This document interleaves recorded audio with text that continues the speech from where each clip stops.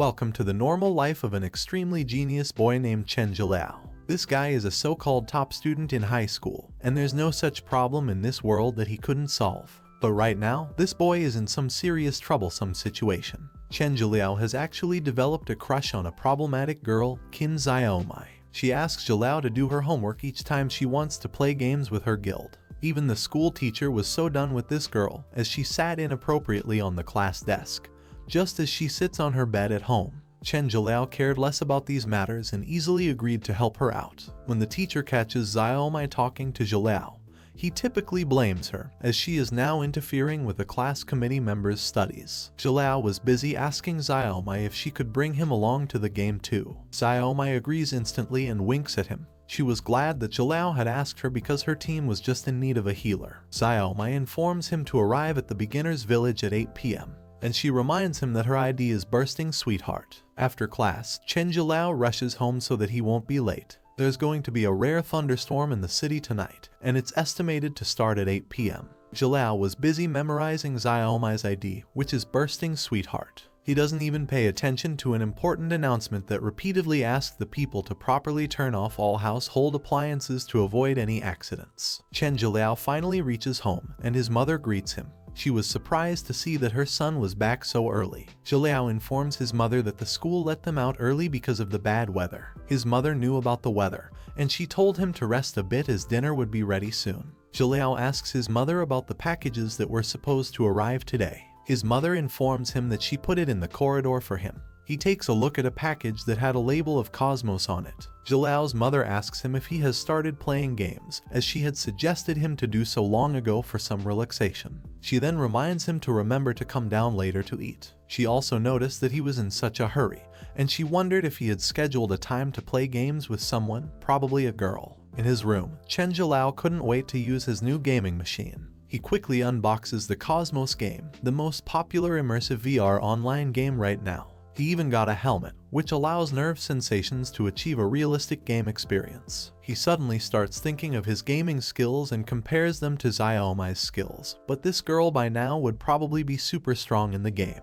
Well, this was not a problem, as this game shouldn't be hard for him. Jilao then gets a message from Qin Xiaomai asking him to come online quickly, as she has been waiting for him for a long time. He rushes to start the device and wears his helmet. This definitely counts as their first official date, and this guy was extremely excited. The system indicates that Chen Jilao is connecting to the cosmos, and damn, the boy was experiencing each bit of it. The game plays an exciting music note, and then it welcomes its new player, and Jilao seemed to be really surprised, as it was actually pretty cool. Cosmos is a survival game. The myths and legends from all over the internet have been used to create a world with treasures, miracles, and danger lurking in every corner. The system then asks Chen Jilao to choose his class and start a new adventure. He remembers that Xiaomai had mentioned about a healer, and without hesitation, he chooses to be a healer. He was allowed to choose a free outfit, and since it was their first date, Jilao decided to dress a little more formally. He gets his look ready and game starts loading.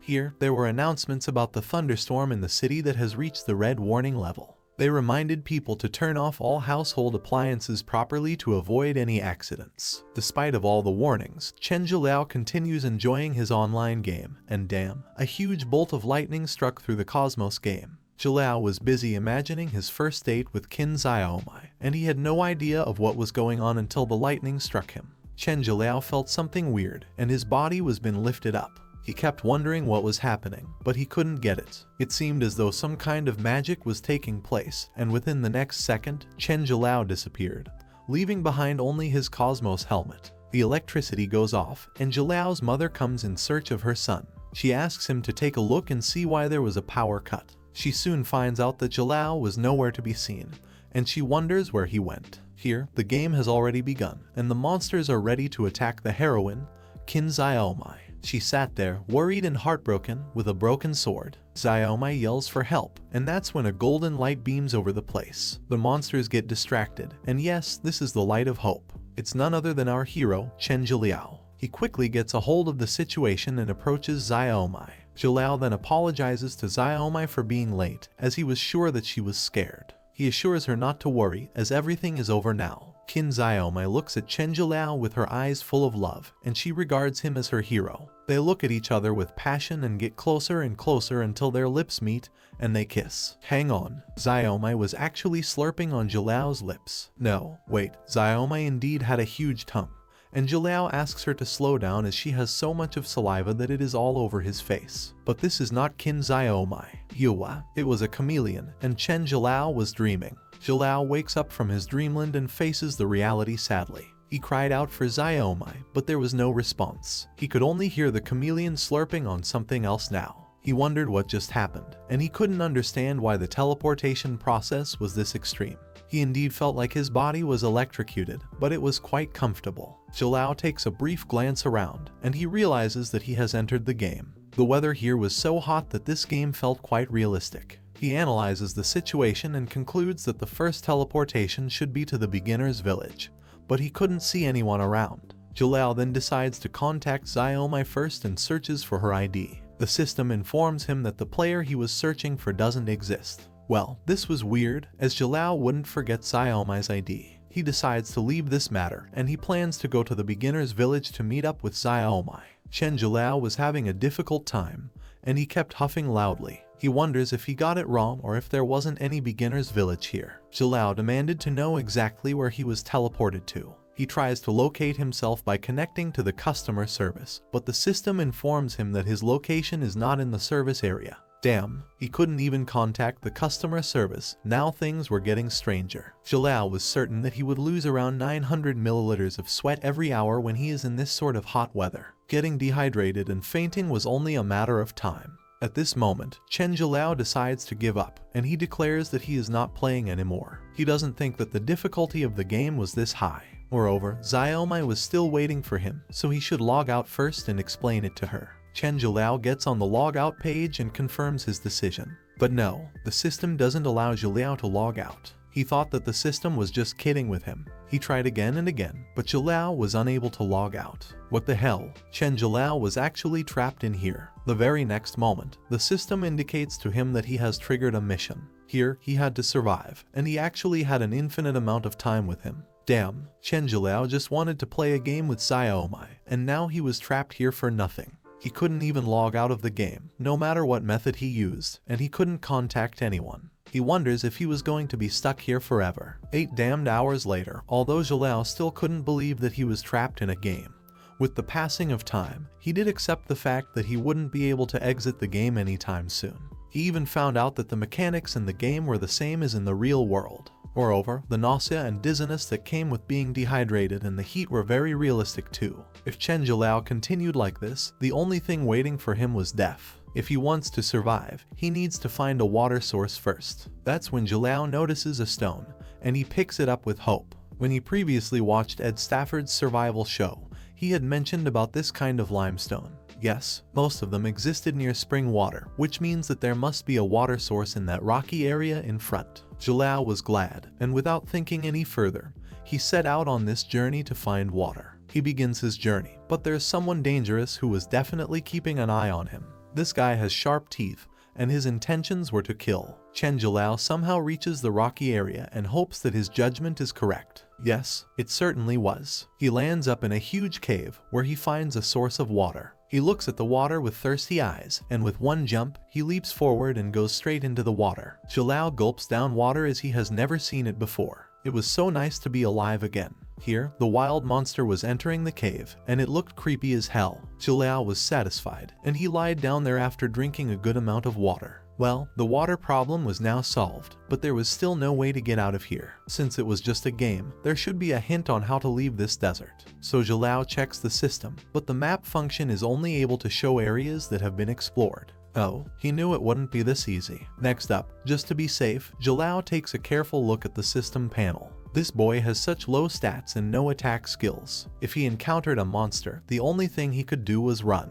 And he wondered how on earth he would get a skill by triggering specific conditions. Furthermore, Chen Zhilao plans to see what equipment he has, and he soon learns that a healer's first piece of equipment was a sword. He pins the sword onto his body. Just to be safe, he should have the weapons on him all the time. Now it was time to practice, and so Zhilao wielded his sword, and he understood that the hardness and durability of this sword exceeded those of reality. Here, the wearing down of the sword was also displayed. It seems like everything in this game is visualized. When Jalal couldn't find any more useful information, he decided to go out and find some food. Otherwise, he wouldn't be able to hold on for much longer. As soon as he tries to walk out of the cave, he hears some weird sound. He takes a quick peep to find out that there is actually so much space in this cave. Chen Jalal was only focused on drinking water before, so now he should properly investigate this place. Oh my god, the very next moment, Jalal finds a whole pile of animal bones and skeletons. He wondered why they were lying here, and he picked up a bone to investigate this matter further. He examines the bone, and he feels like he has seen these teeth marks somewhere in a book he has read before. Oh no, he remembers clearly about the marks, and he realizes that it's not good to stay here for long. Jalal needs to leave quickly, but as soon as he decides on this, the wild monster jumps straight onto him, ready to bite the boy. Chen Jalal literally escaped death just because he was as quick as a flash. From a distance, he hears a low growling sound, and the system informs him that this wild animal is a desert wolf at level 5 who is extremely good at speed. Its main attack was biting with a solid force, and the only weakness it had was its soft abdomen. As there was a 3-level difference, the opponent's attack had a crushing effect. Well, there really are monsters here, and judging from the attack just now, this guy's speed far exceeds Jalal's speed. Now that it was impossible to run away, he could only stay back and fight. Jalal unsheathes his sword, and he knew it clearly that if he loses, he dies. During Chen Jalal's freshman year of high school, he was the president of the Swift Wind Kendo Club, and he was the youngest to reach 6th stage Kendo in China. Well, why he learned Kendo at that time? It was simple. His mother was a fan when he was younger. She used to watch Kendo matches with this 5-year-old Jalal. She was obsessed with Kendo celebrity Kamurakani from Japan.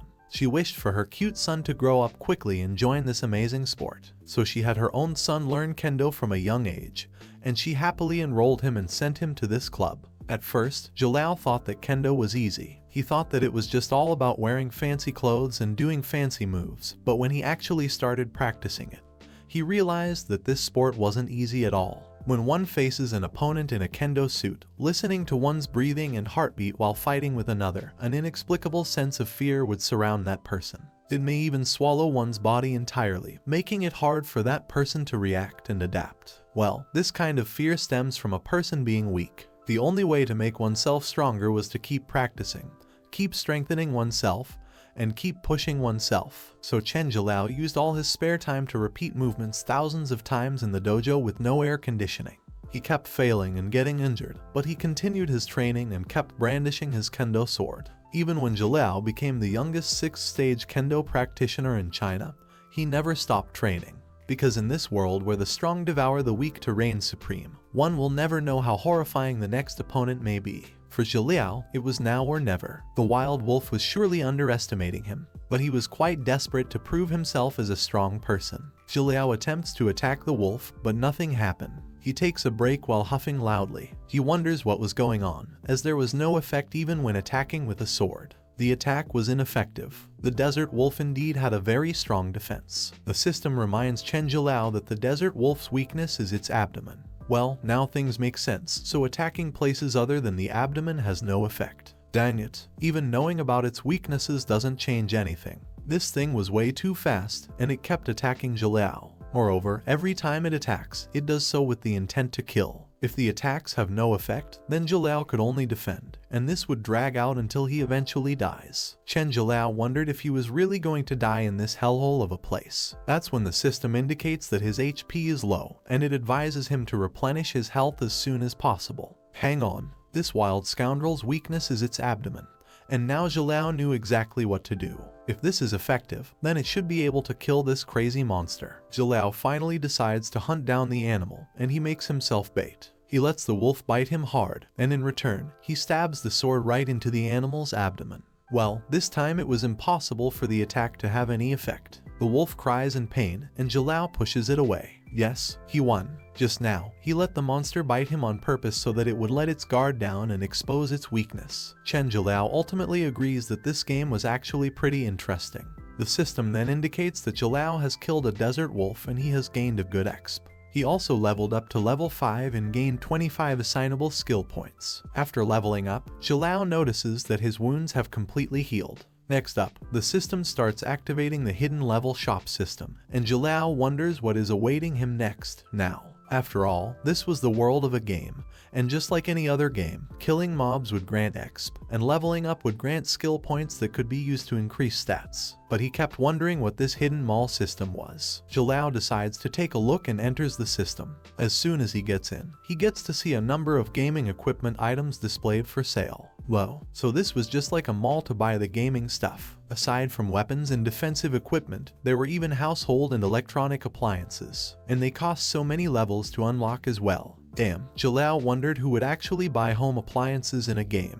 Geez, and this mercenary system needed a whopping 100 levels to unlock. The system then shows off a holographic projection of various types of mercenaries. They have the offense type, the defense type, the magic type, the assassination type, and then lastly, they also have the service type. Chen Jalal was getting kind of sick and wondered who the hell developed such a useless option. He also thought that the game developers actually wanted people to live and die alone in this stupid place. Next up, the system indicated that with Jalal's current levels, he could only unlock the daily necessities category and asked him if he would like to unlock it. He was so done with the system prompting him again and again about the same thing. Once he unlocks the daily necessities category, Jalal receives 5 sugar-filled breads and 3 fat otaku happy waters. Well, these were the only things he could redeem with his levels at present. He munched on the sweet bread, and he was satisfied with this for now. He then asks the system to show him the skill points from earlier. Jalal takes a brief glance at his stats and concludes that his status has completely recovered, but he still has no clue on what the conditions for activating a skill were. It was certain that he would have to defend his life by increasing his stats for now.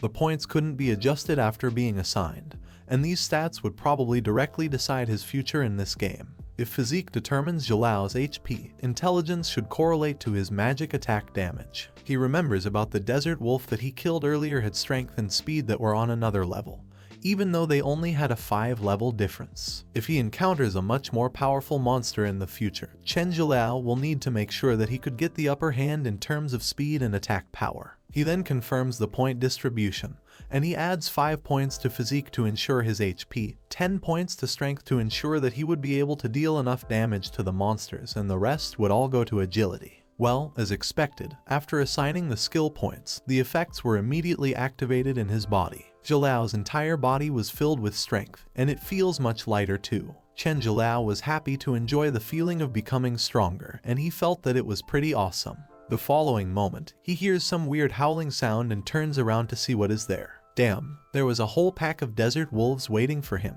They were growling at him in a low and unfriendly manner. Jalal was astonished to see that there were more, but simultaneously, he was glad too. Actually, this was the perfect time, and he decided to test out the power of his new stats. Chen Jalal then declares that he is going to wipe out their entire pack today. And with this, the war opens, and both parties readily attack each other. Jalal was better at attacking this time, and he rushed to wipe out the existence of wolves. This time, he notices that he has enough attack power to ignore the desert wolf's defense. Exactly after 1 kill, Jalal levels up quickly. The pack of wolves gets agitated, and they rush to attack the boy. But Jalal was quick enough to counterattack and kill them. He made a note that the increase in these 3 stats also strengthened his swordsmanship as well. So it was all kind of very clear. Chen Jalal continues to attack the wolves, and he kills them one by one. His levels keep on increasing after every kill, and he gains exp. After the battle ends, the system congratulates Jalal on reaching level 15.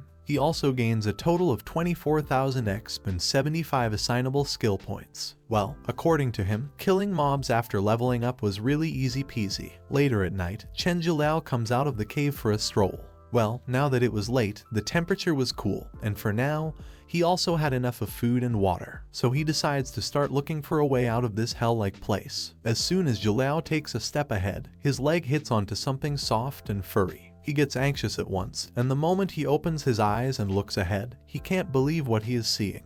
Damn, there were dead bodies of animals scattered around as if life wasn't important. The place was filled with the bodies of desert wolves, and it seemed like life had been sucked out of them. Chen Jalal decides to take a closer look and examine the bodies. As he does so, he notices the horror in their lifeless eyes. He wondered why all these wolves were dead. That's when he hears a low voice filled with pain. He rushes towards the desert wolf, but it was all in vain. The wolf dies, but then Chen Jilao's eyes fall on a monster that was actually holding 2 wolves in his hands as though he were claiming to be their murderer. It was kind of clear that he was the same monster who had killed these wolves, and Jilao kept wondering who he was. It seemed peculiar to Chen Jilao, as he had just seen someone in the vicinity moments ago. The fact that the wolves' corpses were still there ruled out the possibility of him hallucinating. He started to wonder if there were other players like him trapped in this place. Examining the corpses, he noticed that the blood seemed to have been entirely drained from the bodies, leading him to question if another player would resort to such a cruel method to kill the animals. However, he quickly dismissed this idea as he was certain that it couldn't be the case. Suddenly, the system issued a warning, signaling an imminent attack. Jilao acted swiftly and managed to injure the creature, taking out a small portion of its body. The system then notified him about his weapon's durability, indicating that it might have been affected by the encounter. Chen Jiliao quickly realized that the creature that killed the wolves was not human but a powerful, high-level monster. This monster was on an entirely different level compared to the desert wolves he had encountered before. Fortunately, due to his increased agility stats, he narrowly avoided being killed in its initial attack. As Chen Jiliao fought back, he discovered that the monster possessed a remarkable ability to regenerate its wounds. The system identified it as the Wandering Dominator, a creature that existed in the Lachnea Desert and survived by feeding on the blood of other creatures. Its absolute speed and predatory nature made it a fearsome presence, and Chen Jilao felt a paralyzing fear as if he were being hunted. Despite the terror he felt, Chen Jilao resolved not to be intimidated and continued to attack the Wandering Dominator with his sword. However, the monster's speed and skill far surpassed his own, and it easily outmaneuvered him. When he attempted to strike the creature, it swiftly counterattacked, sending him flying with tremendous force. Bruised and hurt, Chen Jilao mustered the strength to rise and face the Wandering Dominator again.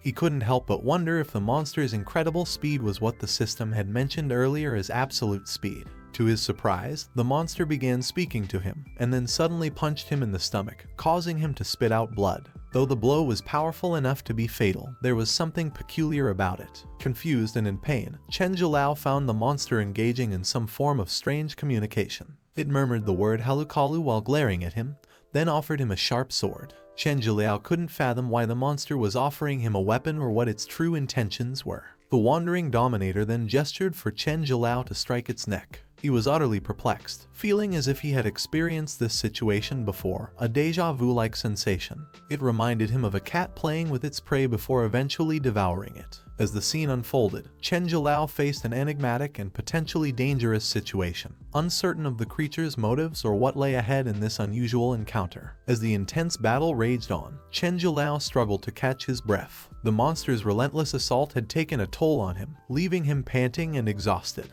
His weapon's durability had also dropped to 80%, adding to his growing frustration. The monster's speed was a significant challenge, rendering Jilao's ordinary attacks ineffective. It seemed like the creature took pleasure in tormenting the human, constantly striking him with powerful blows. Jilao was certain that this vile creature had malicious intentions. To his surprise, the Wandering Dominator spoke in human language. It turned out that this monster was not only powerful but also capable of communicating like a human. However, instead of making any sense, the monster spewed nonsense, belittling humans and comparing them to maggots due to their perceived weakness. Infuriated by the monster's arrogant and disdainful remarks, Jilao decided to seize the opportunity while it was distracted.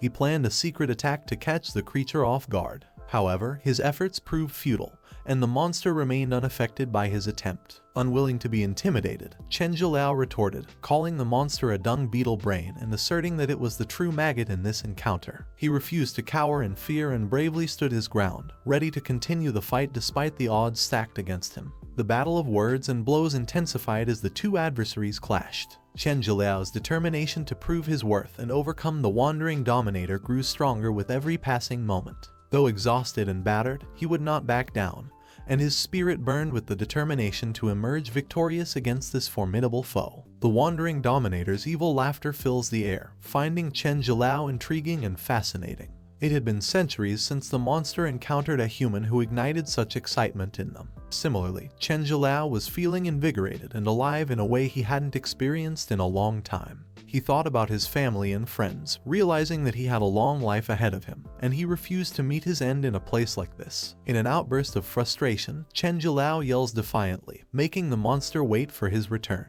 During this time, amidst the chaos and turmoil, something extraordinary happens. Chen Zhiliao rises as if he has been reborn, enveloped in a bright light that radiates around him like a knight in shining armor. The system informs him that his exceptional fighting spirit has been activated and he has been blessed with the special blessing of the god Latinea. With this newfound power and determination, Chen Zhiliao prepares to face the wandering dominator once again. The odds may seem stacked against him, but he is now filled with courage and strength, ready to take on the formidable monster and protect his life and the lives of those he holds dear. The battle is far from over, but Chen Zhiliao is now imbued with the divine blessing, and he stands ready to confront the challenges that lie ahead in this thrilling and perilous encounter. With the special blessing of the god Latinea, all of Chen Zhiliao's stats were drastically increased by 100. His strength, speed, attacking abilities, and endurance were now amplified. Fueled by this newfound power, he fearlessly launched a relentless attack on the evil monster. The clash of swords echoed in the air as the fierce battle intensified.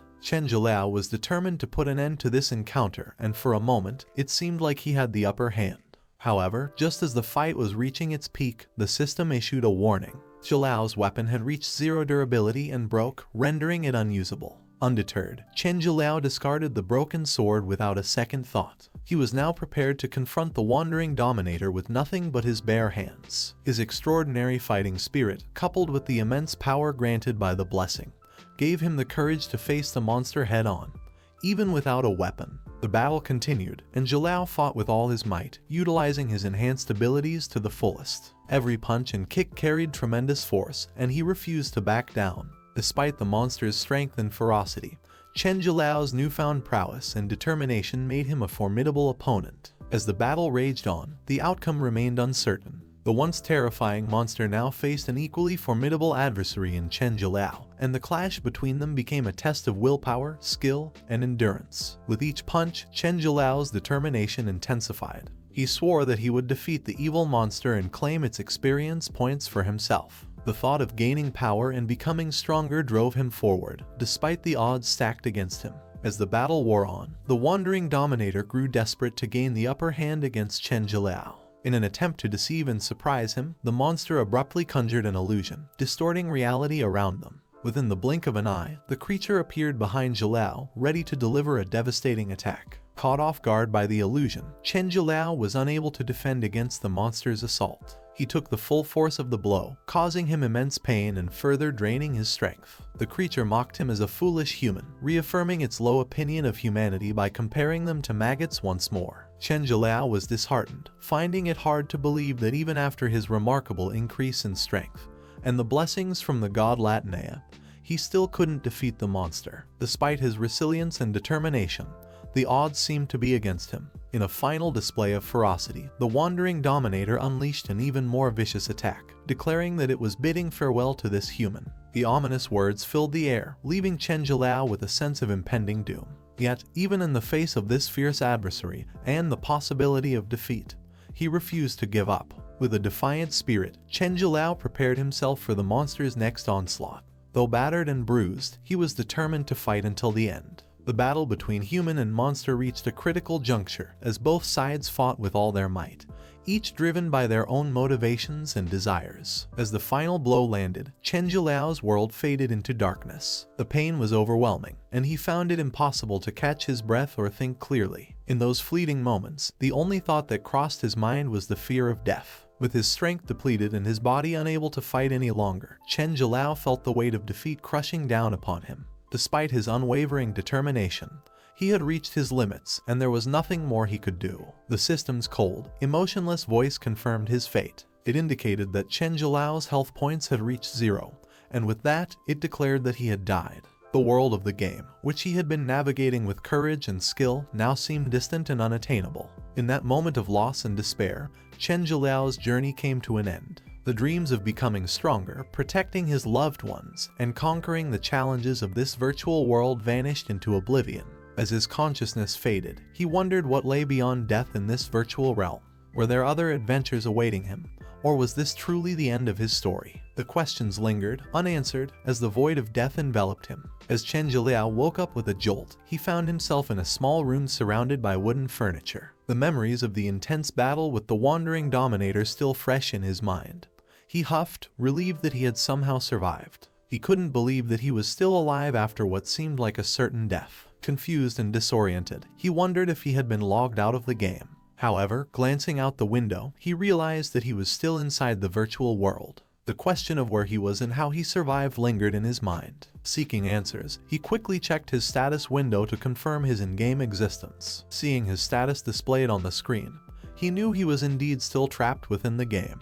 But the mystery deepened as he couldn't explain how he had come back to life. Despite the intense battle and the monster's fatal blow, there were no injuries or wounds on his body. Chen Zhilao touched his body, trying to make sense of the situation. It felt as if he had never been in a life and death struggle at all. Perplexed and curious, he couldn't shake off the feeling that something strange had happened. How could he have survived? Why was he sitting in this room, unharmed, when he had clearly lost the battle? As Chen Zhilao tried to make sense of the inexplicable turn of events, he knew that he had to find answers. The world of the game seemed to hold more mysteries than he could have imagined, and he was determined to uncover the truth behind his miraculous survival. As the door to the room opened, Chen Zhilao was startled to see a beautiful girl enter. She seemed a bit shy, but concern filled her eyes as she noticed that he was awake. Before he could respond to her question about his condition, Zhilao was still busy checking his body, making the situation somewhat awkward. With his t-shirt up and focused on inspecting himself, the scenario unintentionally made Chen Zhilao appear like a perfect pervert,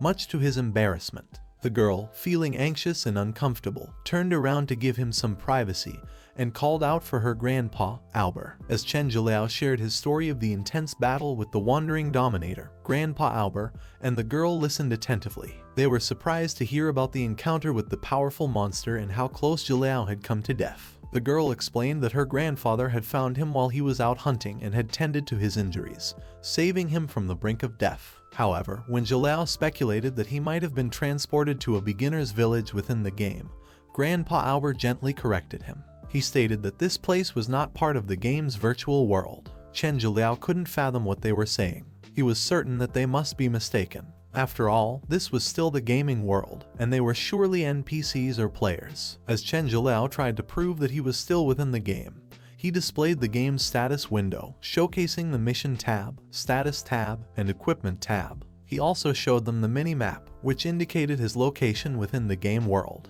However, to his dismay, the status window was not visible to Grandpa Albert and the girl, leaving them even more convinced that something might be wrong with him. The girl expressed her concern to Grandpa Albert, wondering if the monster's attack had affected Zhilao's mind. The idea that he might be delusional or experiencing hallucinations troubled them both. Grandpa Albert, although understanding their concerns, remained open-minded and wanted to give Zhilao the benefit of the doubt. Meanwhile, Chen Zhilao was deeply troubled. Despite all his efforts, he still couldn't contact the game's GM, and Xiaomai's ID was nowhere to be found.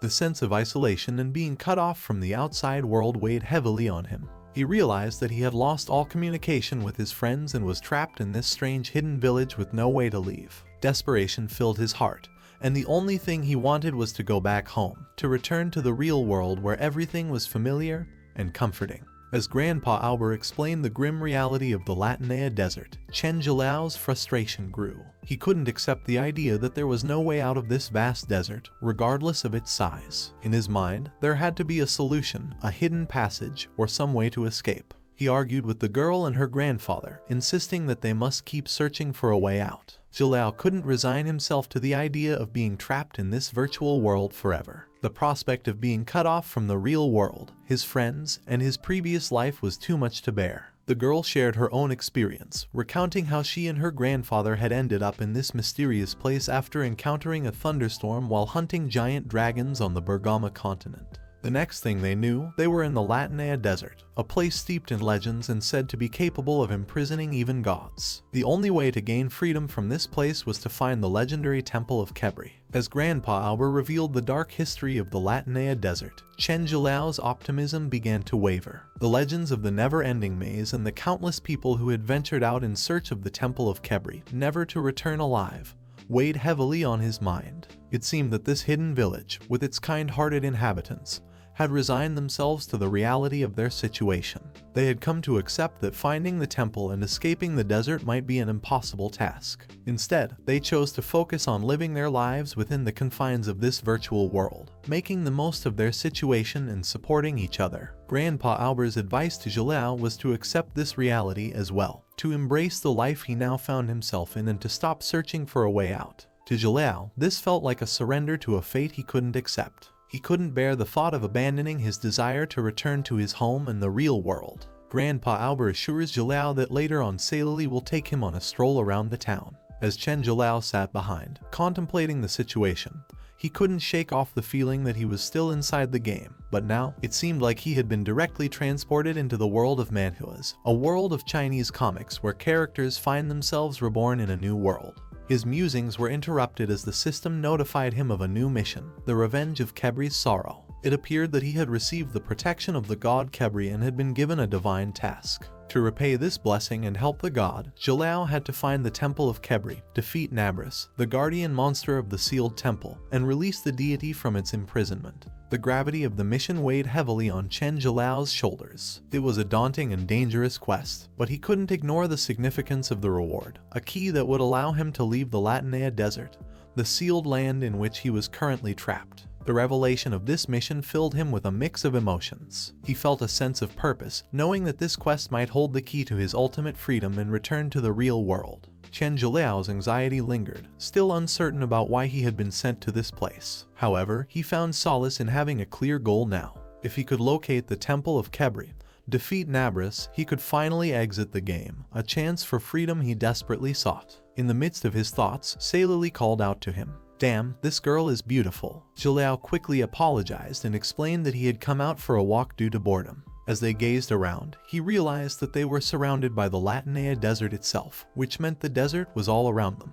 Determined to find the temple, Jalal wondered how long the search would take. But to his surprise, Sailali was shocked by his pursuit of the temple. She informed him that there was no temple to be found, and if he were to leave this place, he would surely meet his demise. Undeterred by her warning, Jalal remained resolute. He had already faced death once, and nothing would stop him from finding the temple and escaping this place. He was determined to face whatever challenges lay ahead, regardless of the risks involved. With Sailali at his side, Chen Jalal ventured towards the town, determined to find some information. During their journey, Jalal and Sailali discussed the challenges that lay ahead. Sailali warned him about the presence of extremely powerful and dangerous monsters in the Latinea desert. She even mentioned that her own grandfather, Albert, couldn't be certain of defeating them. However, Jalal remained optimistic and assured her that his fighting ability tended to surprise others. He was determined to face whatever obstacles came their way. As they continued chatting, they were suddenly ambushed by an unexpected attacker, catching them completely off guard. Chen Jalal was taken aback as a gang of troublemakers suddenly attacked them. The leader of the gang seemed pleased that they had found their prey. Confused and shocked, Jalal looked around and was astonished to see Sailali, the gentle-looking girl, now ready to fight. She swiftly blocked the leader's attack with a fiery wall. Jalal was surprised as Sailali instantly recognized the leader as Boban. It appeared that they knew each other from before. Demandingly, Jalal asked what was happening and why they were being attacked. Sailali apologizes to Jalal for forgetting to mention the presence of hunter-thieves in the Latinea desert, who were even scarier than the monsters. Instead of hunting creatures, they preferred to steal from others, making them a group of cowardly individuals who thrived on preying on their fellow adventurers. Boban's behavior perfectly matched Sailali's description, and he taunts her, claiming that she won't escape this time like she did before. However, Sailali stands her ground, ready to face him in a fight. Despite her bravery, Sailali urges Jalal to go back and find Grandpa Albert for his safety. She believes she can handle Boban herself and doesn't want Jalal to get involved in this dangerous situation. With a mix of concern and admiration for Sailali's courage, Jalal hesitates for a moment but ultimately decides to heed her advice and heads back to find Grandpa Albert, hoping that he can help them deal with the troublesome hunter-thieves. As Jalal contemplated whether it was best to let go of the confrontation with Boban, Sailali remained resolute in her determination to fight back. Boban, trying to justify his behavior, claimed that they shouldn't blame him for being rude. However, Sailali reassured Jalal that she would find a way to deal with the situation and urged him to leave the area. She didn't want him to get caught up in the conflict, and her priority was to protect him from any harm. Feeling torn between staying to support Sailali and listening to her advice, Jalal trusted in her abilities and reluctantly began to make his way back to find Grandpa Albert. He couldn't help but worry about Sailali's safety, but he knew she was strong and resourceful. Well, Chen Jalal firmly declared that he had no intention of leaving. In his heart, the word escape didn't exist. Even though he had known Sailali for only a short time,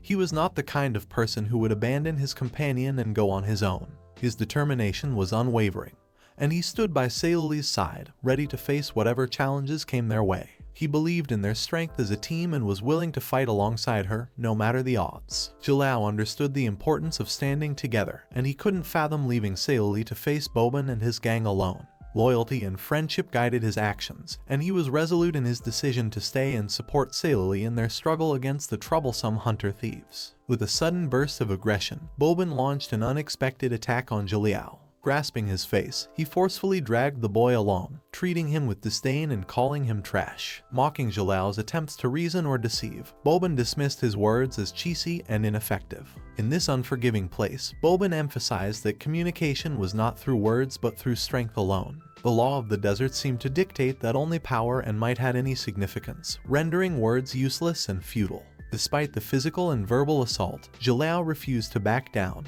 As Jalal was being dragged by Boban, he seized the opportunity to turn the tables. Swiftly, he grabbed hold of Boban's hand and confronted him directly. With a firm grip, he asserted that sneakily attacking someone didn't truly showcase one's strength. In a display of his own power, Jalal pushed back against Boban, demonstrating that he too possessed strength and resolve. Despite being seen as an outsider in this harsh desert world, Jalal refused to be underestimated or intimidated. As they clashed, the atmosphere crackled with tension, and it became evident that Jalal was not one to back down easily. He was determined to show Boban that he was not to be trifled with and that he possessed the strength to stand up for himself and his companions. With a swift and decisive move, Chen Jalal managed to dislocate Boban's wrist, leaving the evil guy in pain and worried. Jalal analyzed the situation, realizing that Boban's speed was incredibly fast, and even though he had focused all his points on agility, he still couldn't sense the sneak attack. Sailali, concerned for Jalal's well-being, checked on him to ensure he was okay. Once assured of his safety, she confronted Boban, demanding to know what he truly wanted. Boban, stubborn and relentless, reiterated his desire to have Sailali as his girlfriend, as he had said before. In response to Boban's inappropriate demand, Sailali stood her ground and made it clear that she would never be with someone like him. She advises him to give up. Chen Jalal failed to comprehend the underlying emotions behind Boban's actions. Unaware of Boban's true feelings, he witnessed the evil guy's agitation and frustration when Sailali didn't respond positively to his advances. Boban's irritation reached a boiling point, and he lashed out at Sailali, blaming her for rejecting him because of Jalal's presence. He accused her of finding a new guy and using Jalal as an excuse to turn him down. Sailali, angered by Boban's insolence, demanded that he keep his filthy mouth shut. She clarified that Jalal was just a friend, but she could sense that there was more to Boban's behavior than he was letting on. His actions were driven by his own feelings and insecurities, not just a simple rejection.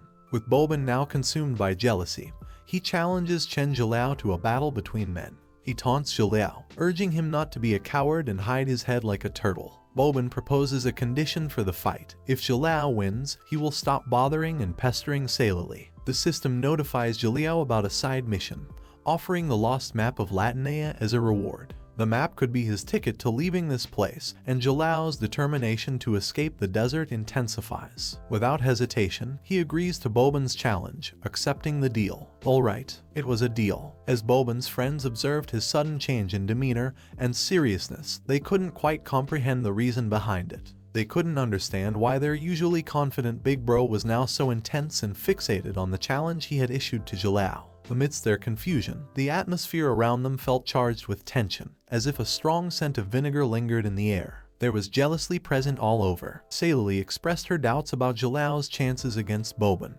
This evil guy was considered to be the strongest shadow swordsman in the town. Jalal laughed at the notion and questioned Boban's actual strength. Sailali explained that swordsmen who utilized the power of shadows possessed not only a speed advantage but also surprisingly strong physical abilities. Despite Sailali's warning him, Jalal remained undeterred. He didn't fear death, having already experienced it once before. To him, escaping the Latinea desert and returning to the real world was far more important than the fear of death. Jilao's determination to find the lost map and leave this place outweighed any trepidation he might have had about the upcoming battle. Chen Jilao couldn't fathom how his once peaceful life had turned into this challenging and dangerous situation. He believed that defeating Boban would be enough to obtain the map and escape this dreadful place. However, during their battle, things didn't go as smoothly as he had hoped. Jilao noticed that he was the one constantly moving, attacking, and fighting, while Boban remained seemingly passive and defensive. His opponent's lack of aggression puzzled Jilao, making him wonder if Boban had some other tricks up his sleeve. As the fight continued, Jilao used various tactics and maneuvers to gain the upper hand, but Boban only laughed at his efforts. He mocked salily, insinuating that Jilao's strength was insufficient to be worthy of her affection.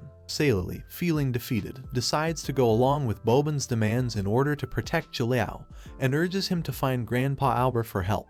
She knows that Boban's current strength surpasses hers, and she believes that only Grandpa Albert could possibly stop him. However, Jilao is unwavering in his determination and refuses to leave Salili behind. He reassures her not to worry and firmly states that he won't abandon her. Jilao explains that this battle is crucial because if he can defeat Boban, there is a chance they might be able to leave the Latinea desert. Intrigued by Jilao's statement, Salili demands an explanation. She questions what defeating Boban and leaving the desert have to do with each other, not quite grasping the connection between the two. Chen Jilao couldn't help but feel that everything that had happened since he entered the game world was puzzling and lacked a clear connection.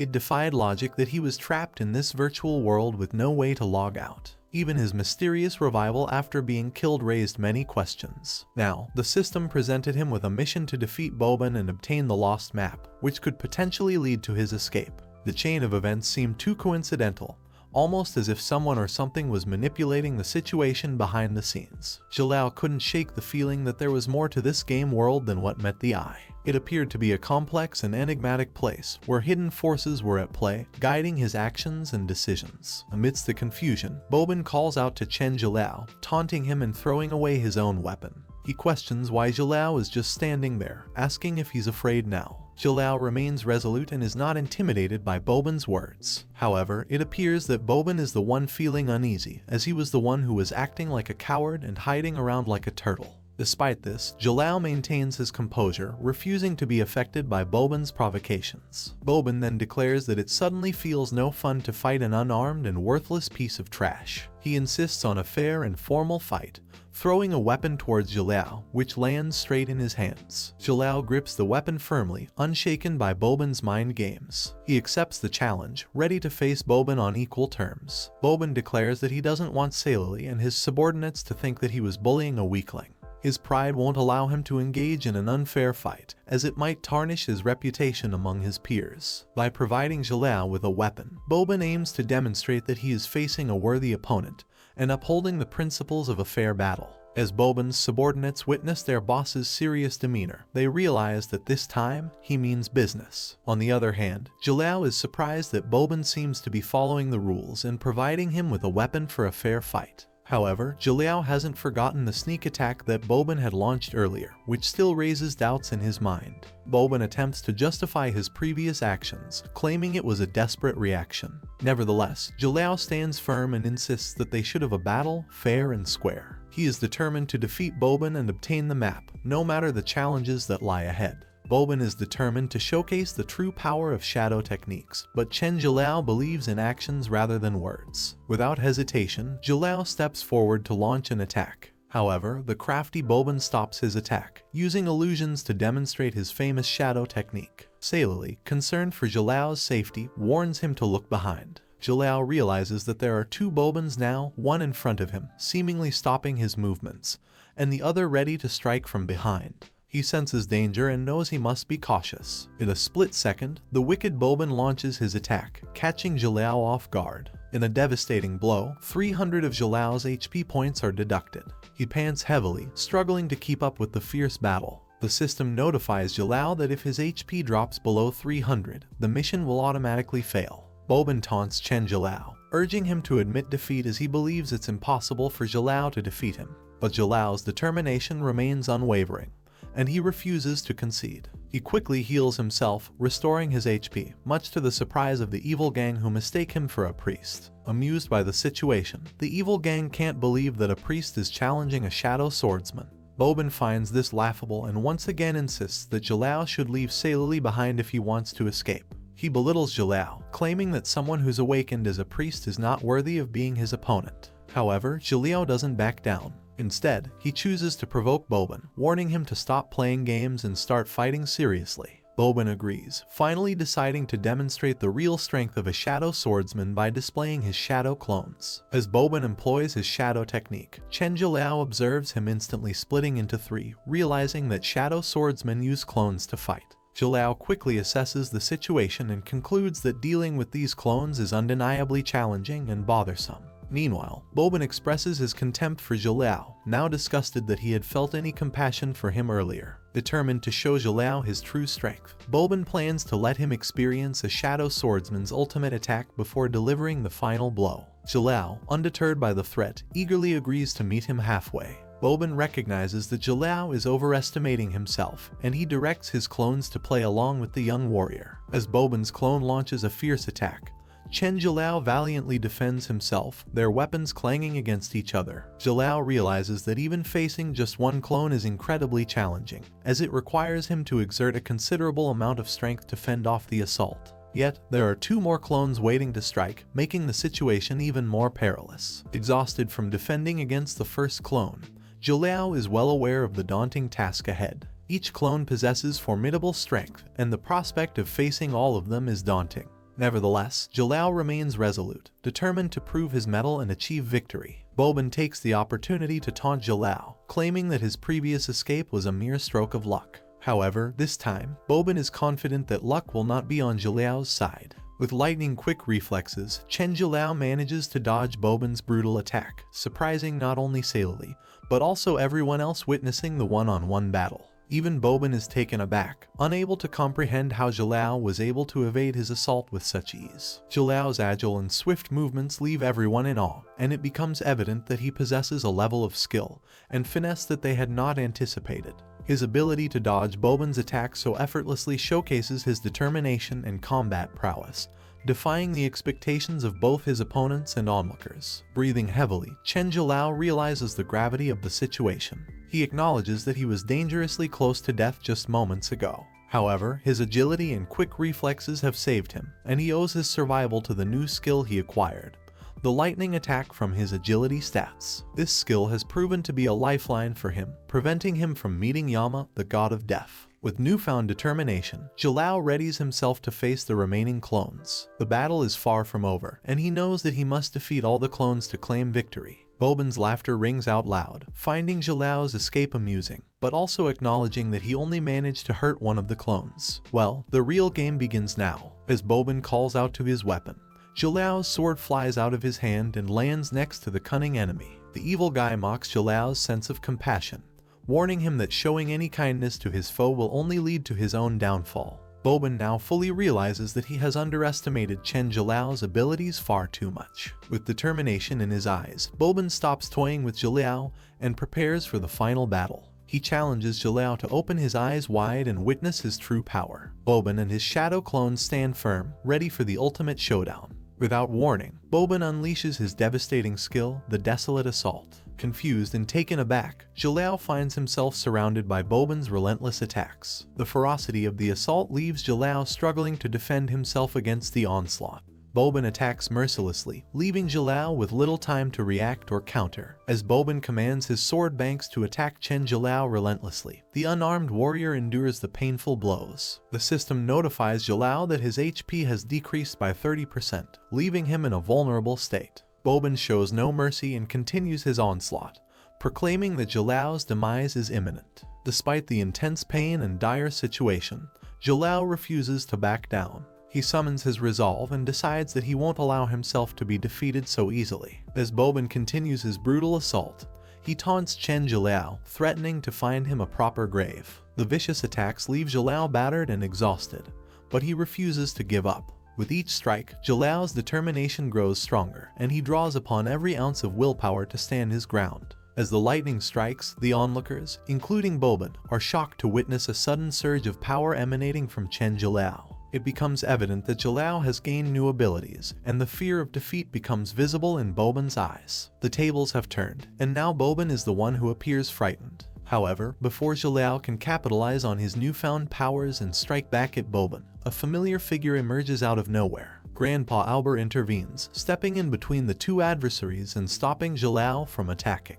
With his wise and experienced presence, Grandpa Albert calmly assesses the situation. He knows that letting Jilao unleash his full strength on Bobin would not be the right course of action. Instead, he opts to defuse the tense standoff and find a peaceful resolution. As the tension eases, Chen Jilao manages to control his urge to attack Bobin when Grandpa Albert stops him, though he remains visibly upset. Sailor checks on him to ensure he's okay, and he responds affirmatively, though still filled with frustration. Grandpa Albert, sensing the urgency of the situation, urges both of them to hurry up as a thunderstorm approaches. However, Bobin continues to mock the whole situation, finding it amusing. In response to Bobin's serious inquiry about his intentions, Grandpa Albert cuts to the chase and informs him that if he hadn't intervened to stop Jilao's attack just now, Bobin would likely have been seriously injured or even killed. The gravity of the situation sinks in for Bobin, and he now realizes that Jilao is not someone to be taken lightly. Grandpa Albert's intervention prevented a potentially fatal outcome, and it becomes evident that Jilao's powers are not to be underestimated. Bobin's confusion and denial are evident as he tries to deflect the truth told by Grandpa Albert. He knows deep down that Albert's words are accurate, but he refuses to accept it and instead accuses Albert of spouting nonsense. In a desperate attempt to protect his pride, Bobin insists that an awakened priest like Jilao could never defeat him. Still, there is an underlying fear in Bobin's words as he tries to maintain his bravado. He asserts that if Grandpa Albert hadn't interfered, he would have killed Jilao without hesitation. However, his earlier expressions of surprise and fear when Jilao displayed his lightning attack and evasive skills are a clear indication that he understands the threat posed by his opponent. As the system confirms Jilao's victory and rewards him for defeating Bobin, Jilao is astonished by the turn of events. The map, the experience points, and the hidden key are all tangible evidence of his victory. It's hard for him to believe that he actually accomplished this feat against such a formidable opponent. The sense of accomplishment and the rewards he received are a testament to his growth in this virtual world. Amidst the tension and urgency caused by the impending thunderstorm, Grandpa Albert urges everyone to move quickly. They all know that the thunderstorm can pose serious dangers, and staying in one place could be disastrous. Even Bobin's gang members, who usually follow his lead, understand the gravity of the situation and insist on leaving. However, Bobin remains defiant, continuing to provoke Jilao and challenging him to come back for another round. His subordinates, though initially loyal, refuse to let him go, realizing that their survival is at stake. There is something about Bobin that even they are unwilling to let go of, despite his arrogance and cruelty. Chen Jilao follows Grandpa Albert's call and joins them on their way back home before the thunderstorm arrives. Once they reach home, Sailor takes care of his wounds, showing genuine concern for his well-being. She insists that he should stay still while she treats him, urging him to endure a little longer. Chen Jilao appreciates her care and apologizes for causing inconvenience to both her and Grandpa Albert. Sailor, however, brushes off his apologies with modesty and understanding. Chen Jilao couldn't help but notice Sailor's recognition of his actions and the fact that she didn't expect him to be so strong. Despite this, he couldn't shake off the concerns about his wounds and the lack of a level up after receiving the experience points. He knew he needed to understand the game's upgrade mechanism better to make progress and become even stronger. Jilao then inquires about the evil guy Bobin. He asks Sailor whether she and Grandpa Albert both knew Bobin. Sailor tells him that actually she and Bobin grew up together. She couldn't understand how to put this together, but she somehow manages to tell him that they were like blood-related siblings before. Chen Jilao was left pondering after Sailor's revelation about her past connection with Bobin. He couldn't help but wonder what might have happened between them that led to such a drastic change in their relationship. As Sailor hesitated to share more, he decided not to pry further, respecting her boundaries. After Sailor finished treating his wounds, Jilao sat up to express his gratitude. She, however, insisted that she should be thanking him for his help and smiled affectionately before leaving to assist Grandpa Albert. As she departed, she advised him to rest and take care of himself. Today, it rained really hard. As the rain poured outside, Chen Jilao couldn't help but worry about his mother, who must be feeling anxious about his prolonged absence. He longed to return to the real world, knowing how much his loved ones must be missing him. After successfully defeating Boban and completing the mission, Jalal had acquired the map of Latinea. Excited and determined, he opened the status window and studied the map. Following its directions, he believed he would locate the Holy Temple and face the boss within, which might hold the key to his freedom. Though the rain continued to pour, Jalal knew that as soon as it stopped, he would embark on this new journey, hoping to find a way back home. With the system's explanation about the hidden key, Chen Jalal finally grasps its significance. In the battles to come, he could encounter mysterious treasure chests of various colors: white, green, purple, red, orange, and black. This hidden key would enable him to unlock these chests, which might contain valuable gems or rare pieces of equipment. Feeling ready and eager to continue his journey, Jalal puts on his jacket, and now he was fully prepared for the challenges that lie ahead. He knows that the rain will eventually stop, and when it does, he'll set off to follow the map, unlock the treasure chests, and confront the boss in the Holy Temple. Chen Jalal expresses his gratitude to Grandpa Albert for checking on him and understanding the delay due to the rain.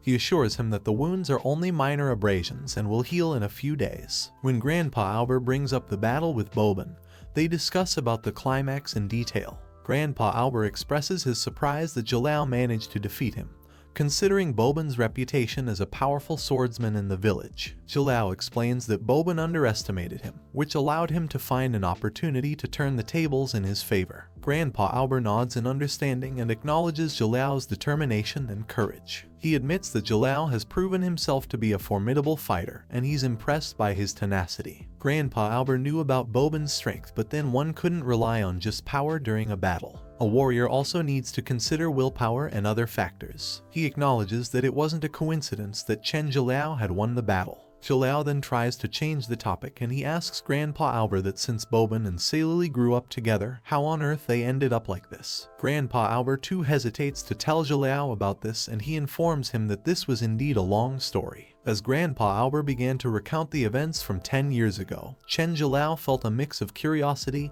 and compassion. It was a rainy day, much like the one they were experiencing now. Grandpa Albert and Salili had just arrived in Latinea when they came across a house seeking shelter. However, to their horror, they found a demonic monster attacking the family that lived there. Tragically, the monster had already claimed the lives of the parents, leaving their young child crying next to his mother's lifeless body. Without hesitation, Grandpa Albert rushed to the child's aid, scaring away the monster in the process. They had saved the boy from certain death, and that child turned out to be none other than Boban himself. They couldn't bear to leave Boban all alone after witnessing such a heart-wrenching tragedy. Grandpa Albert took Boban with him and buried his parents. Moved by compassion, they decided to take him under their care and raise him as their own. Chen Jalal couldn't help but be perplexed by Boban's erratic behavior, and the way he acted towards both Grandpa Albert and Salili. He knew that the story of Boban's tragic past must have deeply affected him, but he still found it difficult to comprehend the reasons behind Boban's hostility and resentment. As Grandpa Albert shared the story of Boban's tragic past with Chen Jalal, it became clearer why Boban had turned down a dark path. Boban's single-minded determination to avenge his parents' death had consumed him, leading him to believe that this was the only reason for his existence. However, Grandpa Albert had a different perspective and had been trying to convince Boban to let go of his vengeful pursuit and find happiness in life. Grandpa Albert knew the dangers that lurked within Latinea, especially the existence of formidable and unimaginably powerful monsters. He understood that even with all his strength, he might not be able to defeat the monster that had killed Boban's parents, let alone take on Boban himself. Realizing the futility and peril of Boban's mission, Grandpa Albert had likely urged him to abandon his quest for vengeance and instead embrace a more peaceful and fulfilling life. But it seemed that Boban's pain and grief were too deep-rooted to let go of his past, leading him to isolate himself from those who cared about him. As the day transitioned into the evening, Grandpa Albert bid farewell to Chen Jalal, reminding him to rest and be cautious during his journey. Alone in his thoughts, Jalal couldn't shake off the lingering fear of facing more powerful monsters in the Latinea desert. The memory of how easily he was killed by the previous monster haunted him, and he couldn't ignore the fact that there might be even stronger and deadlier creatures lurking ahead.